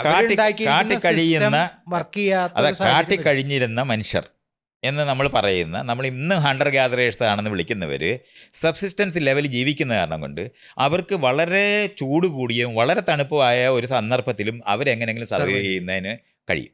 പക്ഷേ നമ്മളെ സംബന്ധിച്ചോളം കടയിൽ പോയി സാധനം മേടിക്കാൻ പറ്റുന്ന കാര്യത്തിൽ ഇലക്ട്രിസിറ്റി സിസ്റ്റം എല്ലാം നമുക്ക് വേണം, നമ്മൾ സർവൈവ് ചെയ്യണമെന്നുണ്ടെങ്കിൽ. ഇതിനൊരു ഫെയിലിയർ ഉണ്ടായിക്കഴിഞ്ഞാൽ പെട്ടെന്ന് ഇല്ലാതായി പോകാനായിട്ട് പോകും. നമ്മൾ ഈ ഉണ്ടാക്കി വെച്ചിരിക്കുന്ന ഈ സ്ട്രക്ചേഴ്സൊക്കെ ഇവിടെ ഇങ്ങനെ കടന്നു പോവുകയും അത് കഴിഞ്ഞിട്ട് ഈ കാട്ടിൽ സബ്സിസ്റ്റൻസ് ലെവലിൽ കഴിയുന്നവർ പതുക്കെ മൈഗ്രേറ്റ് ചെയ്ത് ഇവിടെ വരുമ്പോൾ കാണാൻ ഈ കെട്ടിടമൊക്കെ എന്തിനാണെന്ന് മനസ്സിലാക്കാതിരിക്കുന്നത് പോലെ ഇന്ന് നമ്മൾ കാണുന്നതാണ് ഈ പിരമിഡെന്നും ഈ പറയുന്ന സാധനങ്ങളൊക്കെ അങ്ങനെയാണെന്ന് പറയുന്ന ഒരു തിയറിയുണ്ട്. ഇതിനൊരു സാധ്യതയുണ്ടോയെന്ന് ചോദിച്ചാൽ നമുക്കിപ്പോൾ നിഷേധിക്കാൻ കഴിയാത്ത നിലവാരത്തിൽ കാര്യം ഇത് വിശദീകരിക്കപ്പെട്ടിട്ടില്ലാത്തതുകൊണ്ടാണ്. അതുകൊണ്ട് അങ്ങനെ ഒരു പോസിബിലിറ്റി പറയുമ്പം അത് ഐസേജ് പീക്കിൽ നിൽക്കുന്ന സമയത്ത് എക്സ്റ്റിൻറ്റ് ആയി പോയതായിട്ട് നമുക്ക് കാണേണ്ടി വരും. അതുകൊണ്ട് ഐസേജ് കഴിഞ്ഞിട്ട് എന്തായാലും നമ്മൾ വികസിച്ച കഥ മുഴുവൻ നമുക്കറിയാം. അപ്പോൾ അതിനു മുമ്പ് ഗുഹകളിൽ കഴിഞ്ഞിരുന്ന മനുഷ്യരായിട്ട് ഹോമോസാപ്പിയൻസോ നിയാൻഡർതാൽസോ കഴിഞ്ഞുകൊണ്ടിരിക്കുന്ന സമയത്ത് സമാന്തരമായി വളരെ വികസിച്ച ഒരു സമൂഹം ഇവിടെ ഉണ്ടായിരുന്നു എന്നുള്ള ആർഗ്യുമെൻ്റാണ് ഇവർ വെക്കുന്നത്. ഏലിയൻസ് അല്ല, മനുഷ്യവർഗത്തിനകത്ത്. ഇപ്പം നമ്മൾ പെട്ടെന്ന് നമുക്ക് ഇവിടെ ഒരു ക്ലൈമറ്റ് ചേഞ്ച് ഉണ്ടാക്കുകയാണെന്നുണ്ടെങ്കിൽ നമ്മളെപ്പോലെ നഗരവാസികളായിരിക്കുന്നവർ മുഴുവനും പെട്ടെന്ന് ഇല്ലാതായി പോവാം. കാരണം നമുക്ക് അരി വരുന്ന സപ്പോർട്ട് സിസ്റ്റം വേണം, പെട്രോൾ വരണം, പ്ലെയിൻ വരണം, ഇതെല്ലാം വരണം. ഇതൊന്നും വർക്ക് ചെയ്യത്തില്ലെന്നുണ്ടെങ്കിൽ പെട്ടെന്നായിരിക്കും നമ്മളെപ്പോലെയുള്ള. അതുപോലെ തന്നെ ഒരു മൈക്രോബ് വന്നിട്ട് ഇപ്പം കോവിഡ് വരുന്ന സമയത്ത് അതിനേക്കാളും മാരകമായിട്ട് കൂടെ വിറയിലായിട്ടുള്ള ഒരു വൈറസാണ് വരുന്നതെന്നുണ്ടെങ്കിൽ ഈ നഗരങ്ങൾ മുഴുവൻ ഒന്നിച്ച് താമസിക്കുന്നിടത്തുള്ള മുഴുവൻ മനുഷ്യരും ചത്തു. അപ്പോൾ ഈ ഒറ്റയ്ക്കും തെറ്റയ്ക്കും അവിടെ ഇവിടെയും കാട്ടിൽ കഴിയുന്ന ആൾക്കാർ സർവൈവ് ചെയ്യും. കാരണം അവർ നമ്മളുമായിട്ട് കണക്ഷൻ ഇല്ലാത്തതുകൊണ്ടാണ്. ആ കണക്റ്റഡ് അല്ലാതിരിക്കുന്ന ആൾക്കാർ സർവൈവ് ചെയ്യും. നമ്മളോടൊപ്പം എന്ന് പറഞ്ഞാൽ ഹോസ്റ്റ് ചത്തു പോകുന്നതിനോടൊപ്പം ഈ ഇൻഫെക്റ്റ് ചെയ്ത ബാക്ടീരിയയും പോവും. അപ്പം മറ്റുള്ളവർ പതുക്കെ കുറേ നാൾ കഴിഞ്ഞ് വന്ന് നോക്കുമ്പോൾ നമ്മുടെ ഈ നഗരങ്ങളെല്ലാം എന്തിനാണ് ഇത് ഇങ്ങനെ ഉണ്ടാക്കി വെച്ചിരിക്കുന്നത് മനസ്സിലാക്കാൻ പറ്റത്തില്ല എന്ന് പറയുന്ന ഒരു ആർഗ്യുമെൻ്റാണ് ഇവർ ഈ വെക്കുന്നത്. ഇത് ഏലിയൻസുമായിട്ടൊരു ബന്ധമില്ല. നമ്മുടെ തന്നെ ഒരു നേരത്തെ ഉണ്ടായിരുന്ന ഒരു സിവിലൈസേഷൻ എക്സ്റ്റിൻറ്റായി അവർ മറ്റെന്തോ കാരണം കൊണ്ട് എക്സ്റ്റിൻറ്റായി പോവുകയും അവരുണ്ടാക്കിയിരിക്കുന്ന ഈ സ്ട്രക്ചേഴ്സ് ഒന്നും നമുക്ക് വിശദീകരിക്കാൻ കഴിയാതിരിക്കുന്നു എന്നുള്ളത് കൊണ്ട് ഇപ്പം നമ്മൾ മാത്രമല്ലാതിരിക്കുന്ന ഒരു. അപ്പോൾ ഇതൊരു പോസിബിലിറ്റി ആണെന്ന് ചോദിച്ചാൽ വേണമെങ്കിൽ പറയാം. ഇത് നമ്മൾ ഇതുവരെ പറഞ്ഞ ഈ പുസ്തകത്തിൻ്റെ ആദ്യം തൊട്ട് അവസാനം വരെ നമ്മൾ പറഞ്ഞു വന്നിരിക്കുന്ന മനുഷ്യ ചരിത്രവും അതിനോട് ബന്ധപ്പെട്ടിരിക്കുന്ന ഈ അറിവിന് ഇതൊരു തടസ്സമായിട്ട് വരുന്ന ഒരു കാര്യമല്ല. അതിനകത്തെ നമുക്കറിഞ്ഞുകൂടാത്ത ഒരു എപ്പിസോഡ് എന്നുള്ള നിലവാരത്തിൽ മീനിങ് മാത്രമേ അതിനുള്ളൂ. പക്ഷെ അതിന് ഈ അഭ്യൂഹങ്ങൾ ഇമാതിരിയുള്ള അഭ്യൂഹങ്ങൾ ഉണ്ടാക്കേണ്ട ഒരു കാര്യം ഇത്തരത്തിലുള്ള അല്ല. അങ്ങനെ ഒരു സിവിലൈസേഷൻ നേരത്തെ ഉണ്ടായിരുന്നു എന്ന് തെളിയിക്കുന്നത് വഴി കൂടുതലൊന്നും ഉണ്ടായിരുന്നു അത്ര മാത്രമേ ഉള്ളൂ. അതിനപ്പുറത്തോട്ട് ഒരു മിസ്റ്റിഫിക്കേഷന് ആവശ്യമില്ലാത്തൊരു കാര്യം മാത്രമാണ്. അല്ലാതെ നേരത്തെ ഒരു വിഭാഗം അവരില്ലാത്തടത്തോളം കാലം ഉണ്ടായതിനും ഇല്ലായ്മയും എല്ലാം ഒരുപോലെ. അവര് നോളജ് എന്തെങ്കിലും അവശേഷിപ്പിച്ചിട്ടുണ്ടെങ്കിൽ പോയിട്ടില്ല. കാരണം ഈ കെട്ടിടം മാത്രമേ അവിടെ ഉള്ളൂ. ഫിസിക്കൽ എന്ന് പറഞ്ഞാൽ നമ്മുടെ എല്ലുമുട്ട പോലെയാണ്. ഈവൺ ഒരു റൈറ്റിംഗ് പോലും ഇല്ല, ഒരു പ്രയോജനവും ഇല്ല. നമുക്ക് ആ ഒരു സാധനം കൊണ്ട് അല്ല. ഈവൺ മൈത്രേയൻ തന്നെ വളരെ മുന്നിങ്ങനെ പറഞ്ഞത് ഞാൻ ഓർക്കുന്നുണ്ട്. ഈ വെളിപാടിന്റെ പുസ്തകത്തിൽ ഈ യോഹന്നായി വന്ന ഒരു കഥയുണ്ട്. അതെ, അവിടുന്ന് പുറത്തുനിന്ന് അതിനെയാണ് അതിൻ്റെ ഇൻ്റർപ്രിറ്റേഷൻ ഏലിയൻസിനെ വന്നതായിട്ടാണ്. അത് ഏലിയൻസിനെ പറ്റിയാണ്. അത് നേരത്തെ നമ്മൾ ഈ വിഷയം മറ്റൊരു എവിടെയോ ഇത് പറഞ്ഞിട്ടുണ്ട്. ഇല്ല, നമ്മുടെ പുസ്തകത്തിന്റെ കോണ്ടെക്സ്റ്റിൽ പറഞ്ഞിട്ടില്ലേ? ഏലിയൻസ് എന്ന് പറയുന്നത് അവര് വന്ന് അല്ല, ജീവൻ വേറെടുത്തുണ്ടാകാൻ ഒക്കത്തില്ലെന്ന് പറയുന്ന പോയിന്റിനകത്ത് ഞാനിത് വന്നിട്ടുണ്ട്. ജീവനെ പറ്റി പറയുമ്പോഴേ ഇവിടെ ഭൂമിയിൽ ജീവൻ ഉണ്ടായിട്ട് 2 തവണ എന്തുകൊണ്ട് ജീവൻ ഉണ്ടായില്ല, ഒറ്റ ജീവനേ ഉണ്ടായിട്ടുള്ളൂ എന്നുള്ളത് നമ്മൾ പറയുമ്പോൾ ഈ ഒരു പോസിബിലിറ്റി പ്രപഞ്ചത്തിൽ എവിടെയെങ്കിലും ഉണ്ടാകുകയാണെങ്കിൽ നമ്മൾ പറഞ്ഞ് ഇത്രയും സങ്കീർണമായിട്ടുള്ള ജീവൻ ഉണ്ടാകുക എന്ന് പറയുന്നത് അനന്ത സാധ്യതയുള്ള പ്രപഞ്ചമായതുകൊണ്ട് ആവർത്തനമില്ലാത്ത പ്രപഞ്ചത്തിനകത്ത് ഇതുപോലുള്ള ഒരു ഇൻ്റലിജൻസ് തന്നെ ഉണ്ടാകാനൊക്കത്തില്ല. അല്ല അത് പറഞ്ഞിട്ടുണ്ട്. അതുകൊണ്ടാണ് അപ്പോൾ ഏലിയൻസ് വരുന്നതിനെ പറ്റി നമ്മൾ വിശദീകരിക്കേണ്ട വരാതെ പോകുന്നത്. അതുകൊണ്ടാണ് എന്തുകൊണ്ട് ഞാൻ ആകാശത്തേക്ക് നോക്കിയിരിക്കുന്നില്ല എന്ന് പറഞ്ഞിരിക്കുന്ന പോയിന്റുമായിട്ട് ബന്ധപ്പെട്ടാണ് ആ ഏരിയ നിൽക്കുന്നത്. പണ്ടാണെങ്കിൽ നമ്മൾ നോക്കിയിരുന്നവരും നമുക്ക് ഈ തരത്തിലുള്ള ഇൻഫർമേഷൻസ് ഉണ്ടാകുന്നതുകൊണ്ട് നമുക്കൊരു സംശയമില്ലാതെ പറഞ്ഞിരുന്ന കാര്യങ്ങളാണ്. ഈ ആകാശത്ത് നോക്കിയിരുന്ന ഇത്രയും ഗ്രഹങ്ങളുണ്ടെന്ന് കണ്ടുപിടിച്ചുകൊണ്ടിരിക്കുന്നവർ ഈ സുനിത വില്യംസ് ഇതിനെ എന്താണ് ഗണേശനെ കൊണ്ട് പോകുന്ന പോലെ ഒരു തെറ്റായ ജീവനെ പറ്റിയുള്ള തെറ്റായ ധാരണ കൊണ്ടാണ് ആകാശത്ത് നോക്കിയിരിക്കുന്നത്. ഒരിക്കലും ഏലിയനും വരത്തില്ല. അത് എനിക്ക് അങ്ങനെ പറയുമ്പോൾ ഇങ്ങനെ വാശിക്ക് പറയരുതെന്ന് പറയല്ലോ, സയൻറ്റിസ്റ്റുകൾ അങ്ങനെ പറയരുത് എന്ന് പറയുമ്പോൾ ഭൂമി എന്തായാലും ഇനി പരക്കത്തില്ല എന്ന് നല്ല ശക്തിയോടെ പറയാൻ പറ്റും. ഉരുണ്ട് തന്നെ ഇരിക്കും എന്ന് പറയുന്ന പോലെ അറിയുന്ന അറിവുകളത്. കാരണം ലോകത്തെ ജീവനെ പറ്റിയുള്ള നമ്മുടെ അറിവ് കൊണ്ടാണ് അത് പറയാൻ പറ്റുന്നത്. ഇത് ഇങ്ങനെ പോസിബിൾ അല്ല, എല്ലാ സാധ്യതകളും ഉണ്ട്, അനന്ത സാധ്യതകളുണ്ടെന്ന് പറഞ്ഞാൽ ഇഷ്ടമുള്ളതുപോലെ പെരുമാറാൻ അപ്പോഴും പ്രപഞ്ചത്തിന് പറ്റത്തില്ല. അത് നമ്മൾ മനസ്സിലാക്കണം. എന്തും സാധ്യമല്ല, എന്തും സാധ്യതയല്ല. സാധ്യതകൾ അനന്തമാണ്. പക്ഷെ ഒരിക്കൽ ഇവിടെ നിന്ന് തുടങ്ങി പോയാൽ പിന്നെ അതിനനുസരിച്ച് മാത്രമേ അങ്ങോട്ട് പോകത്തുള്ളൂ എന്ന് പറയുന്നത് പോലുള്ള അനന്ത സാധ്യതകളാണ്. അത് അത്രയും നമ്മൾ അറിയണം. നമ്മൾ കൈ പുറകോട്ട് മടക്കാൻ പറ്റത്തില്ല എന്ന് അറിയുന്ന പോലെ വേറൊരു ജീവിക്ക് പുറകോട്ട് മടക്കുന്ന കൈയൊക്കെ ഉണ്ടാക്കാൻ പറ്റും, നമുക്ക് പറ്റത്തില്ല എന്ന് നമ്മൾ അറിയണം. ഈ രണ്ട് പോസിബിലിറ്റി പഴം എടുക്കാൻ വേറെ ഒരുപാട് സാധ്യതകൾ വേറെ. അതിനുവേണ്ടി നമുക്ക് ഇവിടുന്ന് വെടി വെച്ചിട്ട് ഇങ്ങോട്ട് വലിച്ചെടുക്കുന്ന ചൂണ്ട കണ്ടുപിടിക്കുന്ന പോലെയൊക്കെ ഉള്ള സാധനങ്ങളൊക്കെ നമുക്ക് കണ്ടുപിടിക്കാം. പക്ഷെ കൈ ഇപ്പം നമ്മൾക്ക് ഇനി കൈ റീപ്ലേസ് ചെയ്യുന്ന സാധനങ്ങൾ ഉണ്ടാക്കാൻ പറ്റും. അല്ല, എല്ലാ തരത്തിലുള്ള കൈ. പക്ഷെ അപ്പോഴും നമ്മുടെ കൈയല്ല, അത് നമ്മൾ ഉണ്ടാക്കി മേടിച്ച് ഫിറ്റ് ചെയ്താലേ പറ്റത്തുള്ളൂ. ഉള്ള കൈ കളഞ്ഞു വേണം അത് ചെയ്യാൻ. അപ്പം ഇതുപോലുള്ള പോസിബിലിറ്റീസേ ഉള്ളു. അപ്പോൾ ഒരിക്കൽ തുടങ്ങിയ ഏരിയക്കകത്ത് ആ ഒരു ഇതിലേ പോകാൻ പറ്റുള്ളൂ, അങ്ങനെ പറ്റുള്ളൂ. തുടക്കം നമുക്ക് തരുന്ന സാധ്യതകളെ നമുക്ക് അതാണ് ദൈവം വിചാരിച്ചാൽ ഇഷ്ടം പോലെ ചെയ്യാനൊക്കെ പറ്റത്തില്ല. ഇഷ്ടം പോലെ ചെയ്യാൻ പറ്റത്തില്ല. ഇത് നമ്മൾ അങ്ങനെ മനസ്സിലാക്കി. രാജാവിന്റെ കേസിൽ ഇതുപോലെ രാജാവായിരുന്നു കഴിഞ്ഞാൽ അയാൾക്ക് കഴിയുന്ന കുറെ കാര്യങ്ങളുണ്ട്. പക്ഷെ രാജാവായിരുന്നു കഴിഞ്ഞാൽ അബ്സല്യൂട്ട് പവർ ആണെന്നൊക്കെ നമ്മൾ തോന്നും. പക്ഷെ അങ്ങനൊന്നും ഇല്ല, അങ്ങനെയല്ല. ഇതുപോലാണ്. അപ്പം നമുക്ക് ഇന്ന് ഈ ഭൂമിക്കകത്ത് ജീവൻ എങ്ങനെ രൂപപ്പെടുന്നു എന്ന് നമ്മൾ മനസ്സിലാക്കുന്നുണ്ട്. ഇതിന് സമാനമായ ഒരു പോസിബിലിറ്റിയാണ് നമ്മൾ ജീവനെ പറ്റി വയ്ക്കുന്നതുകൊണ്ടാണ് ഏലിയൻസ് വരാൻ സാധിക്കത്തില്ല എന്ന് നമ്മൾ പറയുന്നത്. ഇനി ഒരു ഏലിയൻ വന്നാൽ ഒരിക്കലും നമ്മളുമായിട്ട് റിലേറ്റ് ചെയ്യുന്ന ഒരു ഏലിയൻ വരാനൊക്കത്തില്ല. കാരണം നമ്മൾ ആരും അല്ലാതായി പോകുന്ന ഒരു ഏലിയനെ വരാൻ പറ്റും. നമ്മളുണ്ടെന്ന് പോലും തിരിച്ചറിയാൻ വയ്യാത്ത ഒരു ഏലിയനെ വരുള്ളൂ, അല്ലാതെ പറ്റില്ല. കാരണം അത്രത്തോളം വികസിച്ച ഒരു സമൂഹത്തിന് മാത്രമേ. അപ്പം നമ്മൾ എങ്ങനെയാണോ കാട്ടിൽ പോയിട്ട് ഉറുമ്പുമായിട്ട് റിലേറ്റ് ചെയ്യാൻ കഴിയാതെ പോകുന്നത് പോലെ തന്നെയാണ് ഇത്രയും ദൂരം താണ്ടി വരാൻ കഴിവുള്ള നമ്മളെ കാണുന്നത്. ഒരിക്കലും അതുകൊണ്ട് അത്തരത്തിലുള്ള ഒരു ചർച്ചയ്ക്ക് പോലും നമുക്ക് അതിനകത്ത് പോകണ്ട. ചർച്ച ചെയ്തിട്ട് പരിഹരിക്കാൻ പറ്റുന്ന കാര്യങ്ങളോ അതുകൊണ്ട് അത് അങ്ങനെ ഇനി എനിക്ക് തെളിയിക്കാൻ പറ്റുമോ? ഇനി പറയുകയാണ് ഞാൻ. പക്ഷേ ലോകത്തിൻ്റെ യാഥാർത്ഥ്യത്തിനകത്തുനിന്ന് നമ്മൾ ആരംഭിക്കുന്നുണ്ട്. ഭൂമിയിൽ ഇത്ര സാധ്യതയുള്ളൂ എന്ന് പറയുന്നത് പോലെ തന്നെ ജീവൻ്റെ ഇതുവരെ ഉണ്ടായിരിക്കുന്ന വികാസവുമായിട്ട് ബന്ധപ്പെട്ടാണ് നമ്മൾ ഈ വിഷയങ്ങൾ പറയുന്നത്. കൊണ്ടാണ് നമുക്ക് സെർട്ടൻറ്റിയോടെ പറയാവുന്ന ചില ഏരിയകളുണ്ട്.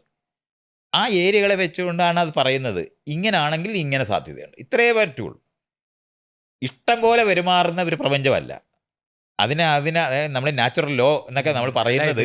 നമ്മൾ ജീവനെ കുറിച്ച് പറയുമ്പോൾ ഇത് പറയുന്നുണ്ട്. അതായത് അങ്ങനെ പുല്ലുപോലെ ഉണ്ടാവും. ഭൂമിയിൽ തന്നെ ഒരുപാട് ജീവൻ ഗോൾഡ് ലോക്ക് സോൺ എന്നൊക്കെ പറയുമ്പോൾ അതുകൊണ്ടാണ് നമുക്ക് ഐഡിയൽ കണ്ടീഷൻ ആണെങ്കിൽ ജീവൻ ഉണ്ടാകും എന്നുള്ളതിന് ഒരു തെളിവും നമുക്ക് ഇതുവരെ കിട്ടിയിട്ടില്ല. ഒരു ബാക്ടീരിയയെ പ്രപഞ്ചത്തിനകത്ത് മറ്റൊരു ഗ്രഹത്തിൽ ഭൂമിയിൽ ഒറിജിനേറ്റ് ചെയ്യാത്ത ഒരു ബാക്ടീരിയ കണ്ടാൽ മാത്രമേ ഇനി ആ സ്പെക്കുലേഷന് തന്നെ മീനിങ് ഉണ്ടാവുള്ളൂ. ആ സ്പെക്കുലേഷനകത്തുണ്ടാകുന്ന പ്രശ്നമാണ് ഞാൻ ഈ പറയുന്നത്. ജീവൻ ഉണ്ടായാൽ അതെങ്ങനെയാണ് അനന്ത സാധ്യതകളുള്ള ഒരു പ്രപഞ്ചത്തിനകത്ത് ഒരു കാലത്ത് നമ്മളെപ്പോലെ ആവർത്തിക്കുന്ന ഒരെണ്ണം ഉണ്ടാകാത്തതുകൊണ്ട് ഒരു ഏലിയനും നമ്മളുമായിട്ട് ബന്ധം ഉണ്ടാകത്തില്ലെന്ന് ഒരു പേടിയും ഇല്ലാതെ പറയാൻ പറ്റും. ഇതുകൊണ്ടാണ് അത്തരത്തിലുള്ള ഇൻ്റർപ്രിറ്റേഷൻ ആവശ്യമില്ല എന്ന് പറയുന്നതും. ആകെ ഒരു സാധ്യത എന്ന് പറയുന്നത് നമ്മളെപ്പോലെ വികസിച്ച ഒരു സമൂഹം നേരത്തെ ഉണ്ടായിരുന്നത് എക്സ്റ്റിങ്ക്റ്റായി പോയിട്ട് ഈ അന്ന് കോമൺ ആയിട്ട് കാട്ടിക്കഴിഞ്ഞിരുന്ന നമ്മൾ ഇന്ന് ആദിവാസികളെന്ന് വിളിക്കുന്ന ആൾക്കാരെ പോലുള്ളവർ ആണ് ഇന്ന് നമ്മളായി മാറി. നമുക്ക് വിശദീകരിക്കാൻ കഴിയാതെ പോകുന്നു എന്ന് പറയുന്ന ഒരു ഇൻ്റർപ്രിറ്റേഷൻ അതൊരു സ്പെക്കുലേഷനായിട്ട് ഇപ്പോഴും നിൽക്കത്തുള്ളൂ. കാരണം നമ്മളെ സംബന്ധിച്ചുള്ള ഇതുവരെ നമുക്ക്. പക്ഷേ ഇതിൽ വേറെ ഒരു സംഭവം എനിക്കറിയില്ല അത് ഇങ്ങനെ റിലേറ്റഡ് ആണെന്നുള്ളത്. ഇപ്പം നമ്മൾ വലിയ ബിൽഡിംഗ് സ്ട്രക്ചറുകളൊക്കെ ഉണ്ടാക്കി വയ്ക്കുമ്പോൾ ഈ ചതൽപ്പുറ്റുകൾ നോക്കുമ്പോൾ ഈ ബിൽഡിങ്ങിൻ്റെ സ്ട്രക്ചറും ചതിൽപുറ്റിൻ്റെ സ്ട്രക്ചറും അല്ല, അത് കോമൺ നേരത്തെ പറഞ്ഞ മാത്തമെറ്റിക്കൽ സാധനമാണത്. പ്രകൃതി അതിനെയാണ് നാച്ചുറൽ ലോ എന്ന് പറയുന്ന പോലുള്ള പോയിന്റുകളിനകത്തൂടാണ് നമ്മൾ സമാനമായ സാധനങ്ങൾ. ഒരു ചെടി എങ്ങനെയാണ് സർക്കിളായിട്ട് രൂപപ്പെടുന്നത്, ഇതൊക്കെ വരുന്നത് ഇവിടെ ഭൂമിയിലുള്ള സാധ്യതകളാണ് ഈ പറയുന്നത്. അതിനകത്തൊരു കോമണാലിറ്റി വരും. ആ കോമണാലിറ്റിയാണ് നമ്മൾ ആ കാണുന്നതല്ല.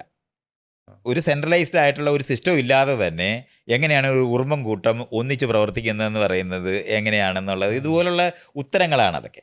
അപ്പം ഇപ്പം നമ്മൾ ഈ പറയുന്നത് ഈ നമ്മൾ കാണുന്ന ഈ മിസ്റ്റീരിയസ് ആയിട്ടൊന്നും വിശദീകരിക്കാൻ വയ്യാത്തിരിക്കുന്നു എന്ന് പറയുന്നതിന് ഈ രണ്ട് ഇൻ്റർപ്രിറ്റേഷനാണ് ഇപ്പം നമുക്കുള്ളത്. ഒന്ന്, ഒരു എക്സ്റ്റെൻഡ് ആയ നേരത്തെ നമ്മളെ എന്നുവെച്ചാൽ ഹോമോസാപ്പിയൻസ് തന്നെ ആയ ഒരു സിവിലൈസേഷൻ എക്സ്റ്റെൻഡ് ആയി പോയവരുടെ അവശേഷിപ്പിച്ചതാണെന്നും, പിന്നെ മറ്റൊന്നുള്ളത് ഏലിയൻസ് യാതൊരു സാധ്യതയില്ലെന്നുള്ള കാര്യം പറയാം. ഇത് മാത്രമാണ് നമുക്ക് ഒരു പോസിബിലിറ്റി ആയിട്ട് പറയാൻ പറ്റുന്നത്. ഐസേജിന് മുന്നുള്ള കാര്യങ്ങളാണ്. അതെ, ഐസേജിന് മുന്നേ അല്ല, ഐസേജിന്റെ പീക്കിലാണ്. എന്നുവെച്ചാൽ ഒരു 20,000 വർഷത്തിന് അപ്പുറത്തെങ്ങാണ് അവർ എക്സ്റ്റെൻഡ് ആയി പോകണം. അപ്പോൾ അത് ഐസേജിന്റെ പീക്കിലൊക്കെ ഉണ്ടാകുന്ന സാധനമാണ്. അപ്പോൾ 1,20,000 വർഷത്തോളമാണ് ഐസേജിൻ്റെ. ഇപ്പം ഗ്ലേഷ്യർ മാക്സിമം എന്ന് പറയുന്നത് 40,000 വർഷമൊക്കെ ആണ് പറയുന്നത്. അതുപോലുള്ള ഒരു കാലത്ത് ഒരു വിഭാഗം വികസിച്ച് നിന്നവർ എക്സ്റ്റെൻഡ് ആയി പോയെങ്കിലേ നമ്മൾ ഈ പറയുന്ന സാധനത്തിന് അല്പമെങ്കിലും പറയാനുള്ളത്, വിശദീകരിക്കാൻ. കാരണം പലതും നമുക്ക് വിശദീകരിക്കാൻ പറ്റത്തില്ല. ഇപ്പം തന്നെ നമ്മളുണ്ടാക്കി ഇവിടെ ഈ വെച്ചിരിക്കുന്ന ഈ മൈക്രോഫോൺ ഇവിടെ ഇരിക്കുകയാണെന്ന് വെച്ചോ, നമ്മളെല്ലാവരും മരിച്ചു പോവുകയാണെന്ന് വെച്ചോ, നമ്മുടെ കാടുകളിൽ തന്നെയുള്ള ആദിവാസികളെ നമ്മൾ വിളിക്കുന്ന ആൾക്കാർ ഇവിടെ വന്നിട്ട് ഇതിന് മീനിങ് കണ്ടുപിടിക്കാൻ പാടായിരിക്കും. കാരണം ഒരു തുടർച്ചയ്ക്കകത്ത് മാത്രമാണ് ഈ മൈക്രോഫോൺ മീനിങ് ഫുൾ ആകത്തുള്ളൂ. ഇത് മാത്രമായിട്ട് അവിടെ ഇങ്ങനെ ഇരിക്കുന്ന, ബാക്കി നശിച്ചും പോയി ഈ ഒരെണ്ണം മാത്രം കിട്ടുകയാണെന്നുണ്ടെങ്കിൽ നമ്മുടെ അഭ്യൂഹങ്ങൾ തന്നെ ഒരു രക്ഷയില്ലാത്ത അഭ്യൂഹങ്ങൾ നമ്മൾ വെക്കാൻ ബാധ്യത വരും. ഇതുപോലുള്ള ഒരു സംഭവമായിട്ട് വേണമെങ്കിൽ വിശദീകരിക്കാം. ഇത് നമ്മൾ ഈ പറഞ്ഞ ഇതുവരെയുള്ള ജീവനെപ്പറ്റിയും ജീവിതത്തിനെ പറ്റിയും ഈ മനുഷ്യരുടെ വികാസത്തിനെ പറ്റിയും നമ്മൾ ഇതുവരെ പറഞ്ഞ കാര്യത്തിന് തടസ്സമായി നിൽക്കുന്ന ഒരു പുതിയ ഇൻഫർമേഷനോ പ്രശ്നമോ അല്ല. ഇതിനകത്ത് മനസ്സിലാക്കാൻ പറ്റുന്ന ചില കാര്യങ്ങൾ നമുക്ക് അങ്ങനെ മുഴുവൻ മനസ്സിലായിട്ടില്ല എന്നുള്ള സംഭവം. ഒരിക്കലും നമുക്ക് അങ്ങനെ മുഴുവൻ മനസ്സിലാകുന്ന ഒരു പ്രപഞ്ചത്തിലല്ല നമ്മൾ ജീവിക്കുന്നത്. അതുകൊണ്ട് പക്ഷെ നമ്മൾ ഇതുവരെ ഉൽപ്പാദിപ്പിച്ചിട്ടുള്ള ആശയപരമായിട്ട് ലോകത്തിനെ എങ്ങനെ കാണും, എങ്ങനെ ഒരു ലോകവീക്ഷണം, ഇത്തരത്തിലൊരു ലോകവീക്ഷണത്തിലൂടെ നമ്മൾ എങ്ങനെ കാണണം, ഇത് തടസ്സമല്ല. ഈ അനോമലീസ് എന്ന് നമ്മൾ പറയുന്നത് തടസ്സമല്ലെന്നും കൂടെ നമ്മൾ തിരിച്ചറിഞ്ഞ്, അതുകൊണ്ട് ഇനിയും പത്രത്തിനകത്ത് ഏലിയൻസ് വന്നു എന്ന് പറഞ്ഞിട്ടുള്ള ഒരു കഥ വായിക്കുമോ, അല്ലെന്നുണ്ടെങ്കിൽ പുതിയ കുറേ മാത്തമാറ്റിക്സും വെച്ചുകൊണ്ട് പിരമിഡിൻ്റെ ചവിട്ടിൽ തൂണ് കണ്ടുപിടിച്ചു എന്ന് പറഞ്ഞിട്ടൊക്കെ ഉള്ള കഥയൊക്കെ വായിക്കുമ്പം ഞാൻ ഈ പറയുന്ന കാര്യം കൂടെ ഒന്ന് ഓർത്താൽ നല്ലത്.